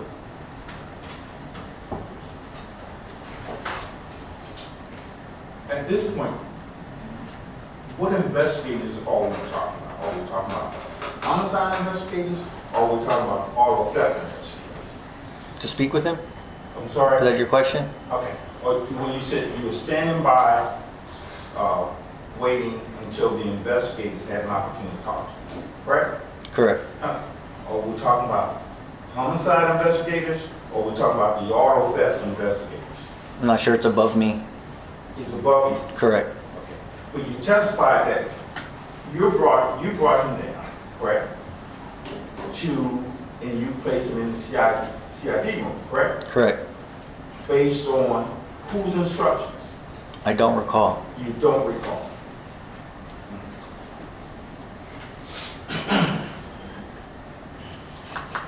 Now, it's fair to say that typically if you have someone under arrest, there's a booking process, correct? Correct. And in the jail, there's also a magistration process, correct? Correct. And you have, fair to say that you have judges that are actually in that building 24 hours a day, 7 days a week, to give an arrested person their rights and to magistrate them, correct? Correct. Okay. And the booking process, they're booked, it's fair to say that they're booked, and then they go to see the magistrate judge, correct? Correct. They give them their rights, correct? Correct. So in this case, that didn't happen, correct? Correct.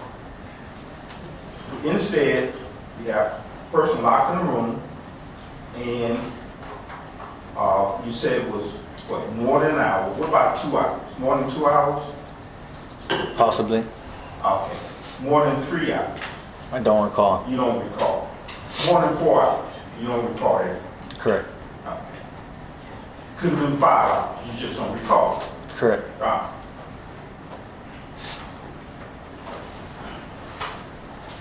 And your testimony is that even if it was 5 hours, it is fair to say you stayed at the front door to while that door that was locked. You stayed at that door the whole time. Correct. Didn't move. Correct. Correct.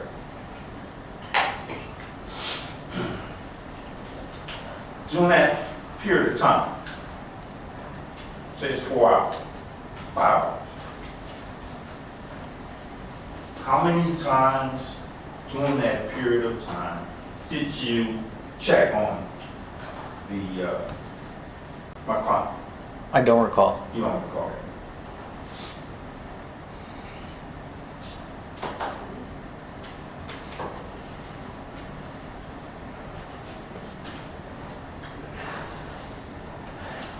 Now, you testified on the direct examination that you were in uniform with your body armor on, and those types of things. In the conditions were comfortable. Correct. Correct. Wasn't too hot. Correct.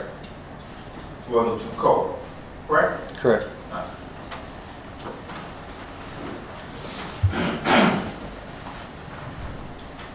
Did you ever check the conditions in the room where my client was? No. No. How big a room were we talking about? Think it's his courtroom? His room? Yeah. The room that he was in, how big was it? Not sure. You're not sure. It wasn't the size of his courtroom, correct? Correct. What about half the size? No. Well, maybe, what about a fourth of his courtroom? Not as big as that, either. Not sure. You're not sure.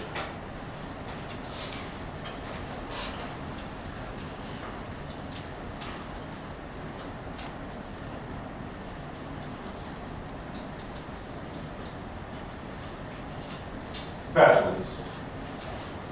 You're right. And pretext stops. I'd like to talk to you about that just for a second. You told us, you told the jury that you were looking to perform a pretext stop, correct? Correct. When you're doing that, looking for a car, can you just pull them over for no reason? No, sir. All right. Do you have to find a valid traffic violation in order to pull somebody over? Correct. No matter why you're pulling them over, you still have to find a valid traffic violation. Yes, sir. Did you find one in this case? Yes, sir. When you pull somebody over for a traffic violation, is every violation of the law of the sort that you can arrest them for?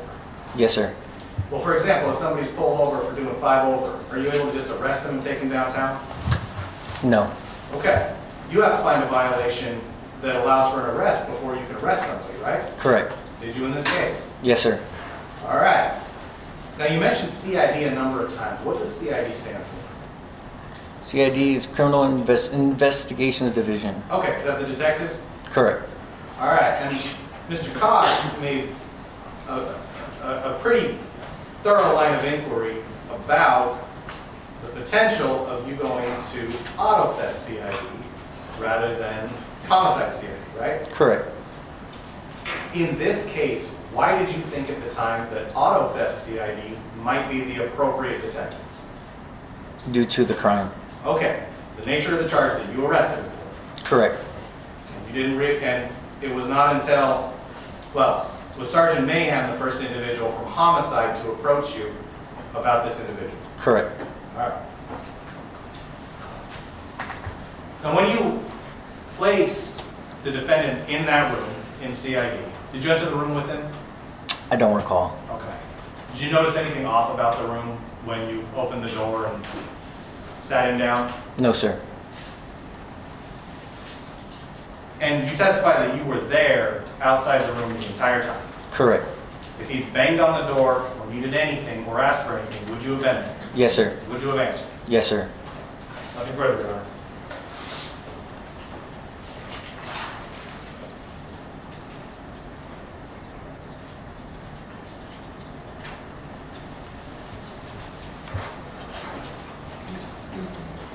Nothing further. Thank you. Thank you. Take care of yourself now, will you? Next witness. Yes, Your Honor. At this time, the state would call Texas Ranger Jesse Pettis.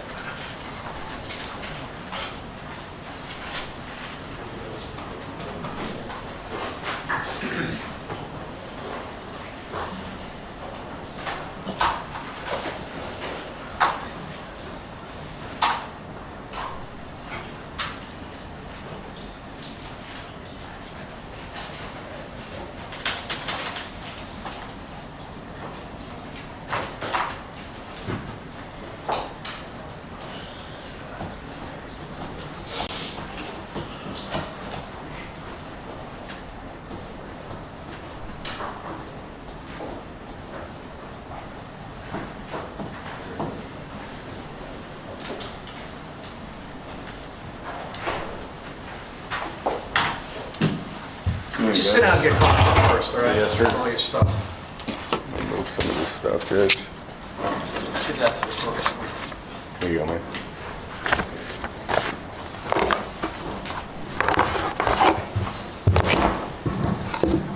You mind if I put this here, No, Judge? you're fine there. Thank you, sir. Have a seat. Very good. Raise your hand. Swear to tell the truth, the whole truth, nothing but the truth, so help you God. I do. All right, thank you, sir. Move that microphone closer if you need to. These folks need to hear you. Nice Sure. state. Yes, Your Honor. Please the court. Good afternoon, Ranger. Afternoon. Would you kindly introduce yourself to the ladies and gentlemen of the jury? Sure. My name is Jesse Pettis. I'm a Texas Ranger with the Texas Department of Public Safety. Ranger, how long have you been with the Rangers? I got promoted to Texas Rangers in February of 2021. What law enforcement agency, if any, did you belong to prior to becoming a Texas Ranger? Sure. Got about 15 years of prior law enforcement experience. Belonged to the Bexar County Sheriff's Office. Started my career off there in 2009. After that, I went to work for the city of New Braunfels as a patrolman, and then I joined the ranks of Texas DPS Trooper in 2015. And DPS stands for what, Ranger? Texas Department of Public Safety. Are you a certified peace officer in the state of Texas? Yes, sir. Let me ask you this, Ranger, because I think we've all heard of the term Texas Ranger, but what are your duties as a Texas Ranger? Sure. Texas Rangers conduct major and special criminal investigations, primarily crimes against persons. Some of those offenses would include murder, sexual assault, robbery, officer-involved shootings, public corruption, officer misconduct. And you mentioned murder being one of the things you investigated. That's correct. During your time with the Rangers, or in the 15 years of your law enforcement experience, would you say that you've had occasion to investigate many murders, a few murders? How many? I couldn't provide an exact number, but I've been involved in prior murder investigations. Or not? And is that, as part of your Ranger duties, is that throughout the state of Texas? Correct. Texas Rangers have statewide jurisdiction. We're assigned to a company, but it's not uncommon that we travel the state to assist city, county, and state and federal agencies with criminal investigations. Did you, were you employed with the Texas Rangers on or about April of 2021? I was. And did you have occasion around May of that same year to become involved in the investigation into the murder and disappearance of a victim by the name of Marisol Klingelhoff? That's correct.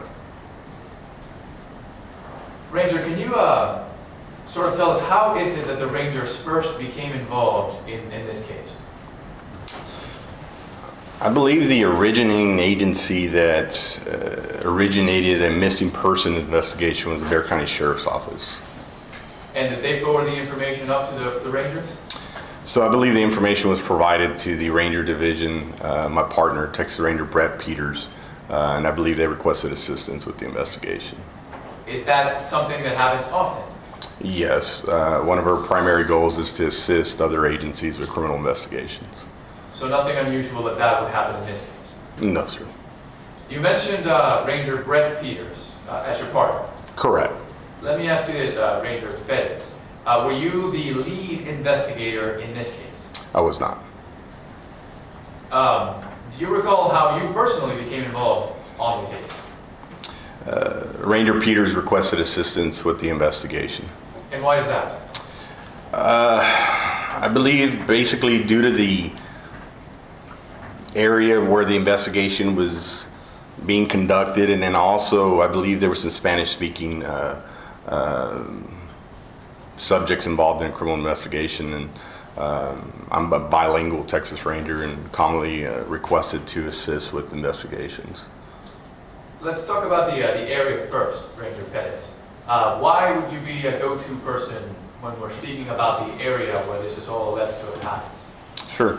I was born and raised in San Antonio, Bexar County, Texas. Most of my law enforcement career has been in the Central Texas area, to include when I was a state trooper prior to promoting. My state trooper duties were in the Atascosa, Bexar County region. So did Ranger Peters maybe think that you might There's a provide... call for speculation. Let him finish the question next time you object, but that's sustained. So why do you think Ranger Peters asked you to step into this investigation? I don't know that Again, call for speculation. That's sustained. Fair enough. Did he ever communicate to you why? Not a specific reason. I believe, like I said, the translation to the Spanish-speaking involved parties, I guess. Okay, so let's talk about that as well, Ranger Pettis, your Spanish-speaking abilities. You mentioned you're bilingual. That's correct. Are you a native speaker? Yes, I speak Spanish, fluent Spanish, correct. Have you spoken Spanish your whole life? Yes. Is it something that you are certified for with the Texas Rangers? Texas Department of Public Safety certifies me, yes, sir. Does it allow you to use your language skills as part of your job duties as a Texas Ranger? That's correct. In other words, are you allowed to talk to witnesses, interpret what they're saying, use it in your investigation? Correct. And are those services that you provided during the course of this case? Correct. Okay, so Ranger Pettit, you became involved in the investigation. Do you remember more or less, chronologically speaking, timeline-wise, what the first thing that you did when you picked up the case? One of the first things that Ranger Peters requested during the course of his investigation, he was working alongside with several agencies. One of the very first things that he requested was some... Question what did he do? Not what somebody would think about. Overruled. You can answer the question. One of the very first things that I was tasked with was doing some aerial surveillance, I believe, on this investigation. Aerial surveillance? Correct. And what are we talking about when we were discussing aerial surveillance? He had, during the course of his investigations, he had identified numerous locations. It's still speculation on it. He's talking about what some other officer did, Judge. My position is that's hearsay. Okay. You're answering questions based on what you did pertaining to what other officers did. Correct, Judge. Okay, that's overruled. Ask the question again. Yes, sir. You may proceed. Can you repeat the question, sir? Yes, sir. Aerial investigations. What did you do as part of your aerial investigation? Correct. During the initial phase, I would say, of the investigation, Ranger Peters requested that I assist with some aerial surveillance of numerous locations within the Bexar County and I believe it was Medina County areas. Do you remember any specific addresses that were requested to be aerially surveyed? Correct. I believe there was 3 total addresses, and you want the verbatim address, sir? If you can. Sure. Yes.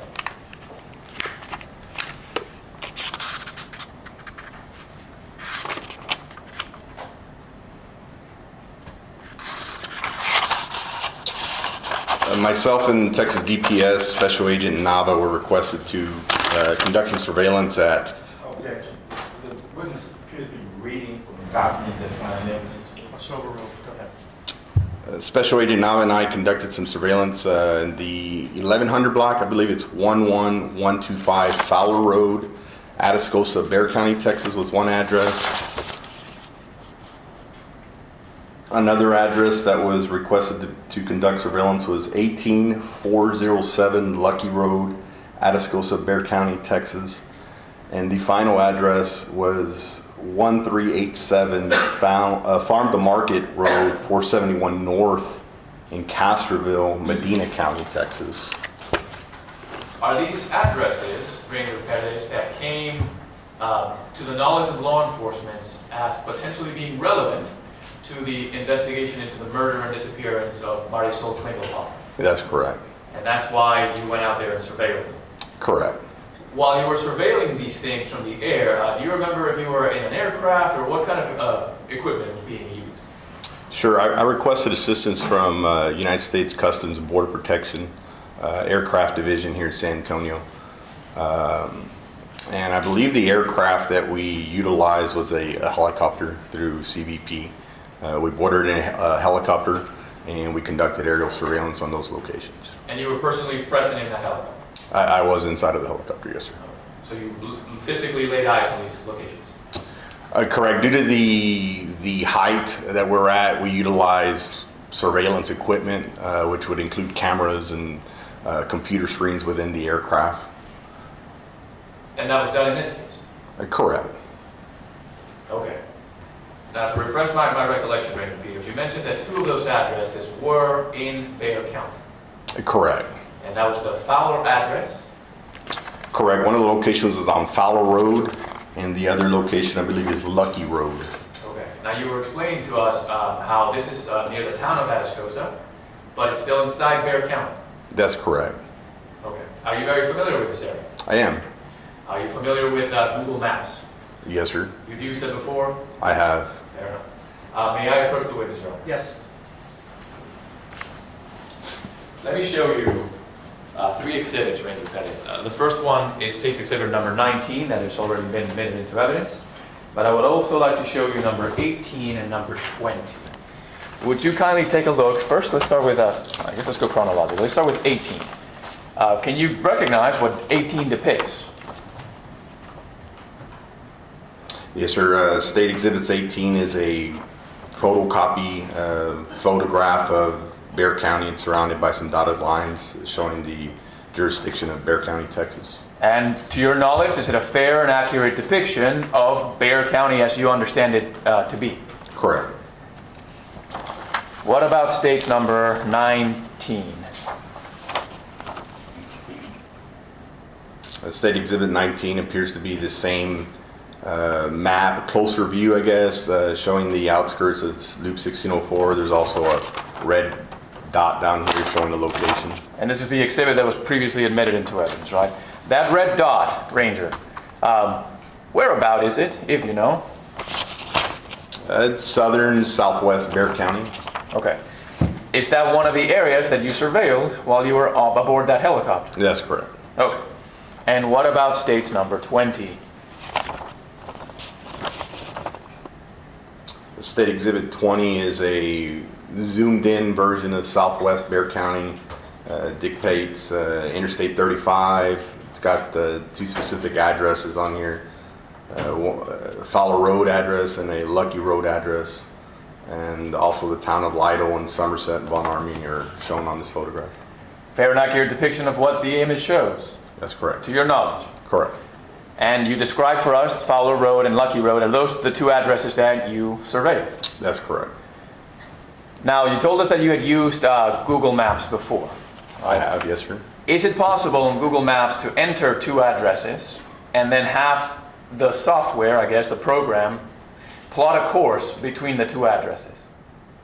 Sure. Like give you driving directions, basically. Sure. Does that appear to have happened on State's number 20? It's showing yes, State Exhibit 20 is showing a distance and a time frame it appears to take between these 2 locations. Have you personally driven those roads before? I have driven on those roads, yes. Would you assess that based on your experience and having driven those roads, that's about accurate? It's an approximation, yes, sir. Fair enough. Your Honor, at this time, the state would offer into evidence State's number 18 and 20, tendering to opposing counsel for inspection.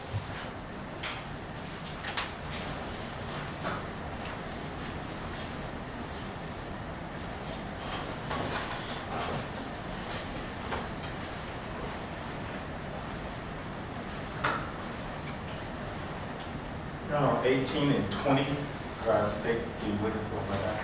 Yeah. Now, Ranger, with reference to State's Exhibit number 20 and 18, did you prepare these maps yourself? Can you repeat the question one more time, Counsel? Did you prepare these maps? I did not, no, sir. And do you work for Ruben? I do not, sir. Okay, you don't.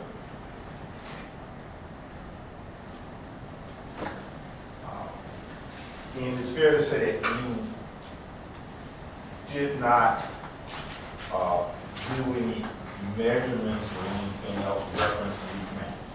I did not, no, sir.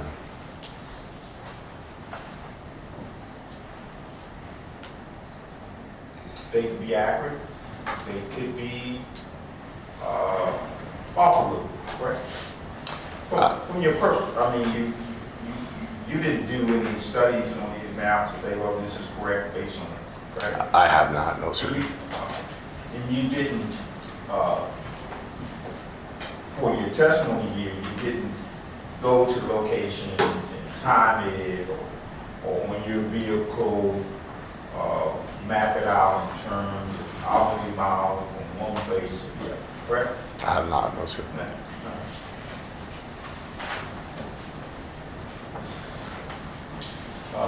Now I will object to 26, number 20 and 18, based on the fact that the state has not established a proper predicate for the admission. Okay, that's overruled. States 18 and 20 are received in evidence. And permission to publish, Your Honor. Sure. And Judge? Okay, Ranger Pettis, let me put it up on the projector here, if I may, sir. When we were talking about State's Exhibit number 18, can you describe for the ladies and gentlemen of the jury what we're seeing on 18? Sure. State Exhibit 18 appears to be like I said, a photocopy of a map. Appears to show the Bexar County jurisdictional lines that are indicated by red dots. The surrounding counties around it, the surrounding towns around it. There's also, I believe, a yellow star in the middle of San Antonio, and then also Six Flags Fiesta, Texas has a logo in the general area where it's located. And Ranger Pettis, is the red line what you described for me when I was holding it up for you before it was introduced? This dotted red line around the picture? Correct. Okay. Let's jump now to the previously admitted exhibit, and State's Exhibit number 19. What are we seeing there? State Exhibit 19 appears to be, like I said, a zoom-in version of the same possible map. It's also got a red dot that is showing a location within southwest Bexar County between the towns of Somerset, Von Army, and Lytle, Texas. Is it possible, Ranger Pettis, I have 18 and 19 both kind of juxtaposed on this projector. Is it possible to make out any major towns or cities near that red dot within Bexar County? Yes, sir. And what are those towns? On State Exhibit 19, you can see the towns of Lacoste, Lytle, Von Army, McDonough, Somerset, Losoya, Elmendorf, also on the same State Exhibits 18 as well. Okay, let me point over here to the bottom left of 19 and the bottom left of 18. Is that Lytle? That is Lytle, Texas, yes, sir. Is Lytle outside of Bexar County? I believe Lytle is actually within 3 counties. Lytle is one of those towns that has jurisdiction in Bexar County, Medina County, and Atascosa County. Now, Ranger Pettis, on 18, I want to point one down here. Does that say Atascosa? It says Atascosa, yes. You were describing for us during the questioning, Ranger Pettis, that Atascosa, while called Atascosa, is actually in Bexar County. Correct. I believe Atascosa might be a dual county, just like Lytle is a tri-county area. But to the best of my recollection here, Atascosa is within Bexar County. Now, Atascosa is a town, which is commonly referred to as Atascosa County, which is south, but there, Atascosa is in the Bexar County jurisdictional map. And is that fairly accurately depicted on States 18? Correct. Okay, now let's jump to States 20. What are we looking at on States 20? The State Exhibit 20 appears to be a further zoomed in map showing 2 locations that were identified earlier. They show Interstate 35, which runs through southwest Bexar County into Lytle, Texas. Also shows the town of Somerset, Von Army. Also Farm to Market Road 2790, which kind of runs east to west in southern Bexar County, Atascosa County. Okay, I'll kind of juxtapose it again with states 18. Do we see the town of Lytle on both 18 and 20? That's correct. Okay. Perfect. So, both of these addresses inside Bexar County? Correct.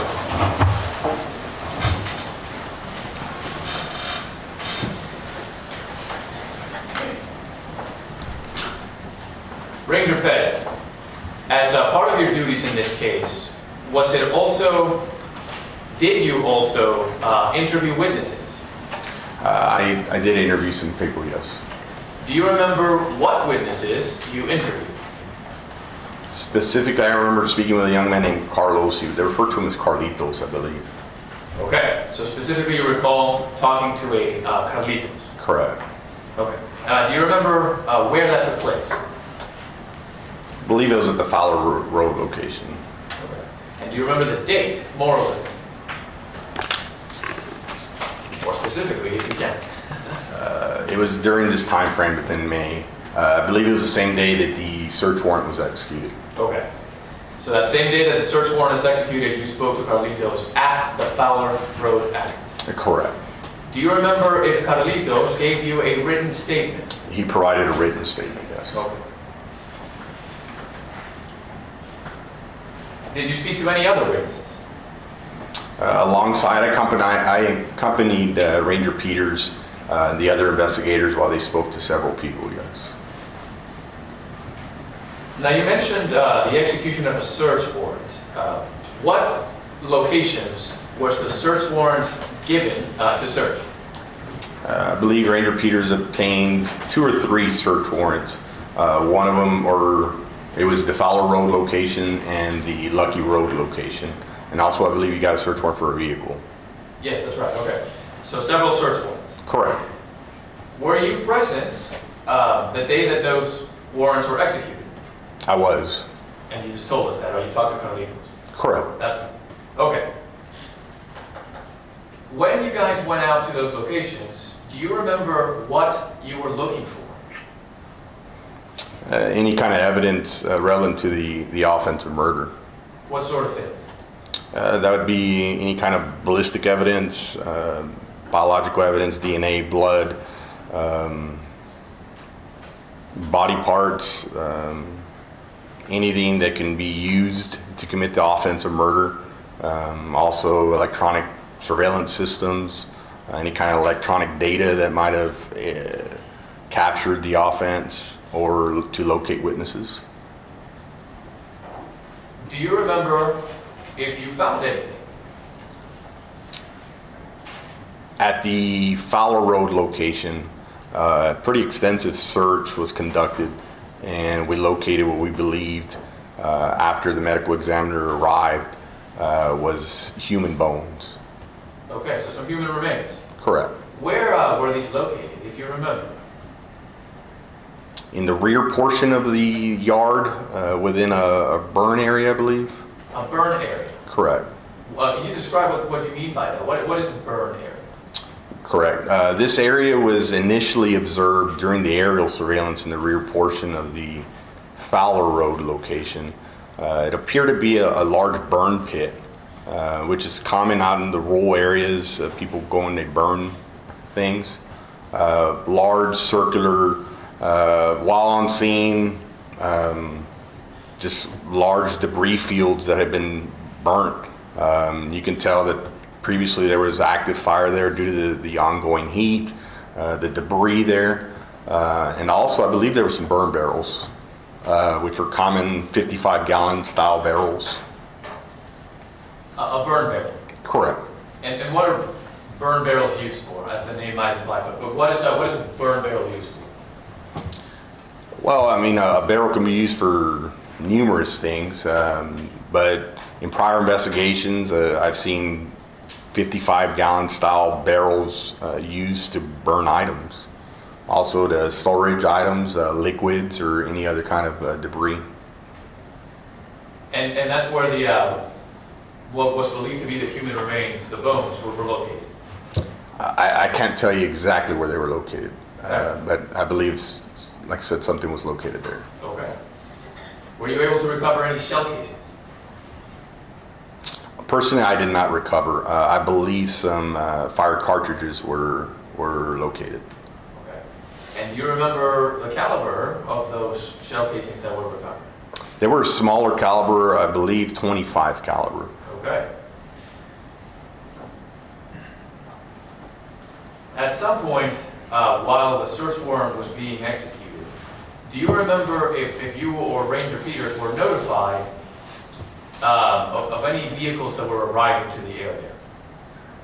I'm not sure if it was during the process of the search warrant or prior to executing the search warrant, but we were notified of the suspect vehicle involved in the investigation, yes. Let me ask you that, Ranger Pettis. At this time that the search warrant was applied for and granted, was there a suspect or a person of interest that law enforcement might have been looking for or looking at?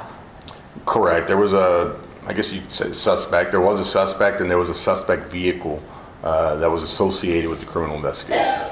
And do you recall what that vehicle was? I believe it was a maroon GMC Yukon, or a larger style SUV. Older model, wasn't fairly new. And what about the suspect? Do you recall who that was? Correct. Who was that? It was a young man named Andres, and I might say the last name Tarnava. Okay. So Andres Tarnava, red GMC style Yukon. Correct. Okay. And you were telling us that at some point, you don't remember if it was before the execution of the warrant or during, you received information that that person in that vehicle had been spotted? Correct. Did the Rangers give any orders or send out any calls as to what should happen to that vehicle? We were working in conjunction with multiple agencies, and this information was shared with all agencies involved. And the patrol units, I believe they were, they might have been a specialized unit within the Bexar County Sheriff's Office. We had surveillance within the area. So the vehicle was not at the location, I believe. The vehicle was located, and I believe a probable cause traffic stop was conducted on the vehicle. Did you ever personally make the location of that traffic stop? Eventually, I ended up going to the traffic stop location, yes. Did you have occasion to talk to any deputies that were involved in that stop? I briefly spoke with some deputies at the traffic stop location, yes. Do you remember their names? One of the deputies was Deputy Garza. I can't remember the first names, but another one was Deputy Kalunga, and I think I don't recall the third deputy. I want to say there was 3 deputies there. Fair enough. When you arrived, was the suspect, Andres Tarnava, present at the traffic stop? He was. Did you have occasion to talk to him at that time? I don't recall if I went to introduce myself and speak with him. But you do remember seeing him there? I believe he was detained in the back of a police car, yes. Do you know if Andres Tarnava was transported anywhere from that traffic stop? He was. Where was he transported to? He was taken to the Bexar County Sheriff's Office located at 200 North Kamau. Here in Bexar County? That's correct. Okay. While that was going on, what did you do after that happened, after he was taken? After they relocated Andres from the traffic stop location, I went back to, I want to say it was the Fowler Road location, and I was tasked by Ranger Peters to do numerous things out there, execution of the search warrant. Did you ever go out to the Lucky Road location? Eventually, I think I did go out to the Lucky Road location. That same day? I don't recall if it was the same day, because this was a multi-day operation, I believe. Okay, what about you told us that a search warrant was acquired for the search of the vehicle. Correct. Was that the same day? I believe the vehicle was transported to the Bexar County Sheriff's Office And I believe a brief search of the vehicle was also conducted that day. Did the Rangers partake in this search, to your knowledge? Yes, the Rangers did. Like I said, it was multiple agencies, but we were involved in the search of the vehicle as well. And again, what were you trying to locate? Any kind of evidence pertaining to the missing person, any kind of ballistic evidence, biological evidence to include blood, DNA, hair fibers. At that point in time, based on everything that the Rangers knew, that law enforcement knew, did you have occasion to believe that that red vehicle would be relevant? Yes. And of course, we're talking about the relevancy towards the murder and disappearance of Marisol Klingelhoff. That's correct. Do you remember if during the search of that vehicle, anything of relevance was found? I recall, I guess some abnormal stains were located, or some kind of stains were located in the rear cargo area of the vehicle.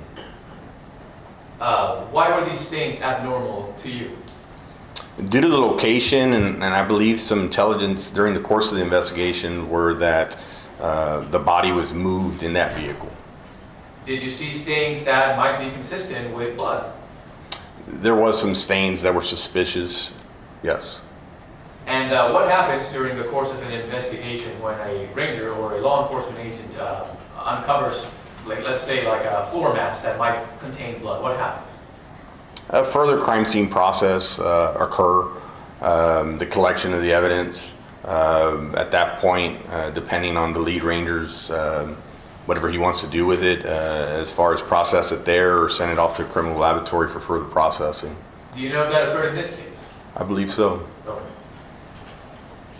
But it might be Ranger Peters that knows more about that as the lead investigator, right? Correct. Okay. How long after you had seen Ranger Pettis, after you had seen Tarnava in the back of the squad car when he was transported to Bexar County, about how long after did you see him again? I couldn't tell you an exact number. I would estimate several hours due to us being tasked with executing search warrants at multiple locations and in the vehicle. It was at least several hours, I know that. And if I were to throw out a number of 4 or 5 hours, would you have any reason to doubt it? That's a fair and accurate yes. I would say at least 4 hours. Okay. And during that time, remind us what Rangers were doing and investigators. Well, we were doing a lot. After the traffic stop location, the search warrants were executed at both locations, crime scene processing to include photographing, locating witnesses, and then in this case, on the downside, it started, nightfall happened. We started losing sunlight, and that can be bad for crime scene processing. So we ran into losing sunlight. They were large properties. There were several people at the properties, I believe. There's a lot that goes into processing a scene and executing a search warrant. Was it the intention, or your intention, or the intention of the Rangers to go talk to Andres Tarnava at the jail? Yes, sir. And I guess the best way to ask this, the wait, the 4-hour wait, was that done intentionally as a sort of like investigative tactic or interrogation tactic or anything along those lines? No, sir. Why did it take 4 hours? There was a lot to do at both locations. On top of that, prior to speaking with someone, you want to look at the evidence that you've uncovered through witnesses or any kind of evidence that you receive or learn about during your crime scene processing at the locations. So about 4 hours later, did you have the occasion to talk to Andres Tarnava in an interview room at the Bexar County facility? Correct. Ranger Peters, myself, and a Bexar County Sheriff's Office detective eventually made it to the Sheriff's Office and entered an interview room.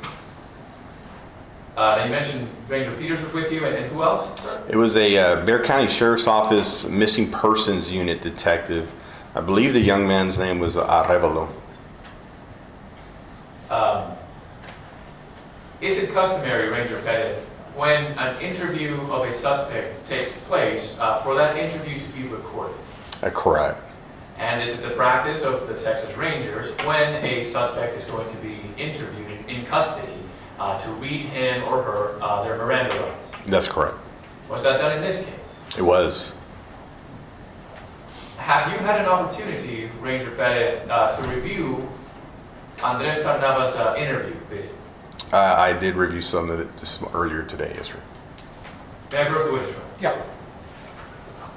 Ranger Pettis, let me show you State's Exhibit number 12 for identification purposes. Would you kindly take a look at State's 12 and tell me if you recognize it?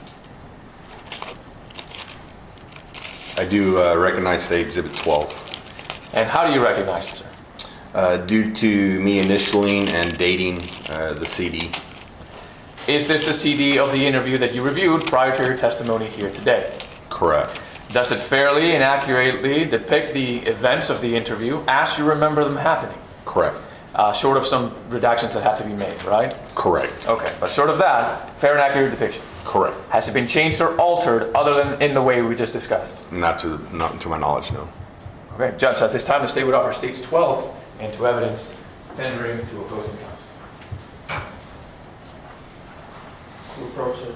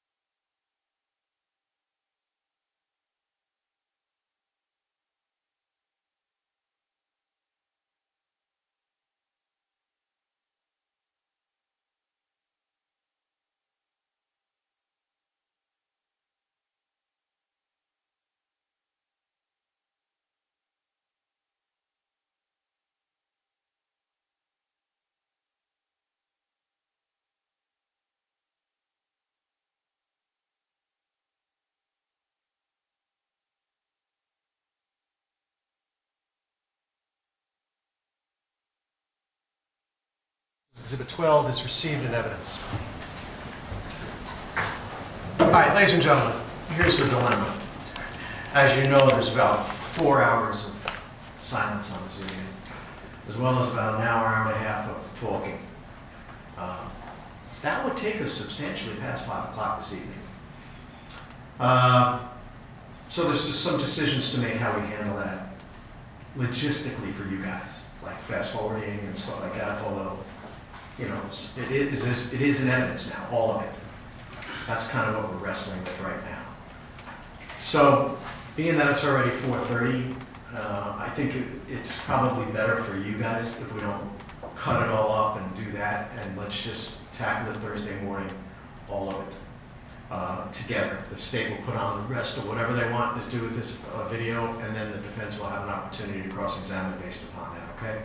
I just think it flows much better that way than to just show you a little snippet right now and send you on your way at 5. And there's no way of keeping you here till 10 or 11 o'clock at night watching a video with nobody talking, all right? So that's where we are right now. Look, you're off tomorrow, as you know. Although I hear it might rain. It might wash out what we have planned, if you have any. But it's so vitally important that you don't talk to anybody, you don't research anything. Look, you're going to want to watch the weather because of what's going on tomorrow. If you see anything about this case, just mute it, change the channel, whatever you got to do. And that goes for your loved ones. If they're watching TV and looking at the weather and something comes up, turn it off, all right? Don't be influenced by anything other than what comes out of this chair right next to me, okay? I shall enjoy your holiday. I shall see you at Thursday morning at 9 a.m. Same place, okay? Thursday, 9 a.m., all right? Have a safe home. All right, for the jury, please bring your writing material. Keep your pen. Keep your pen. Bring your writing material.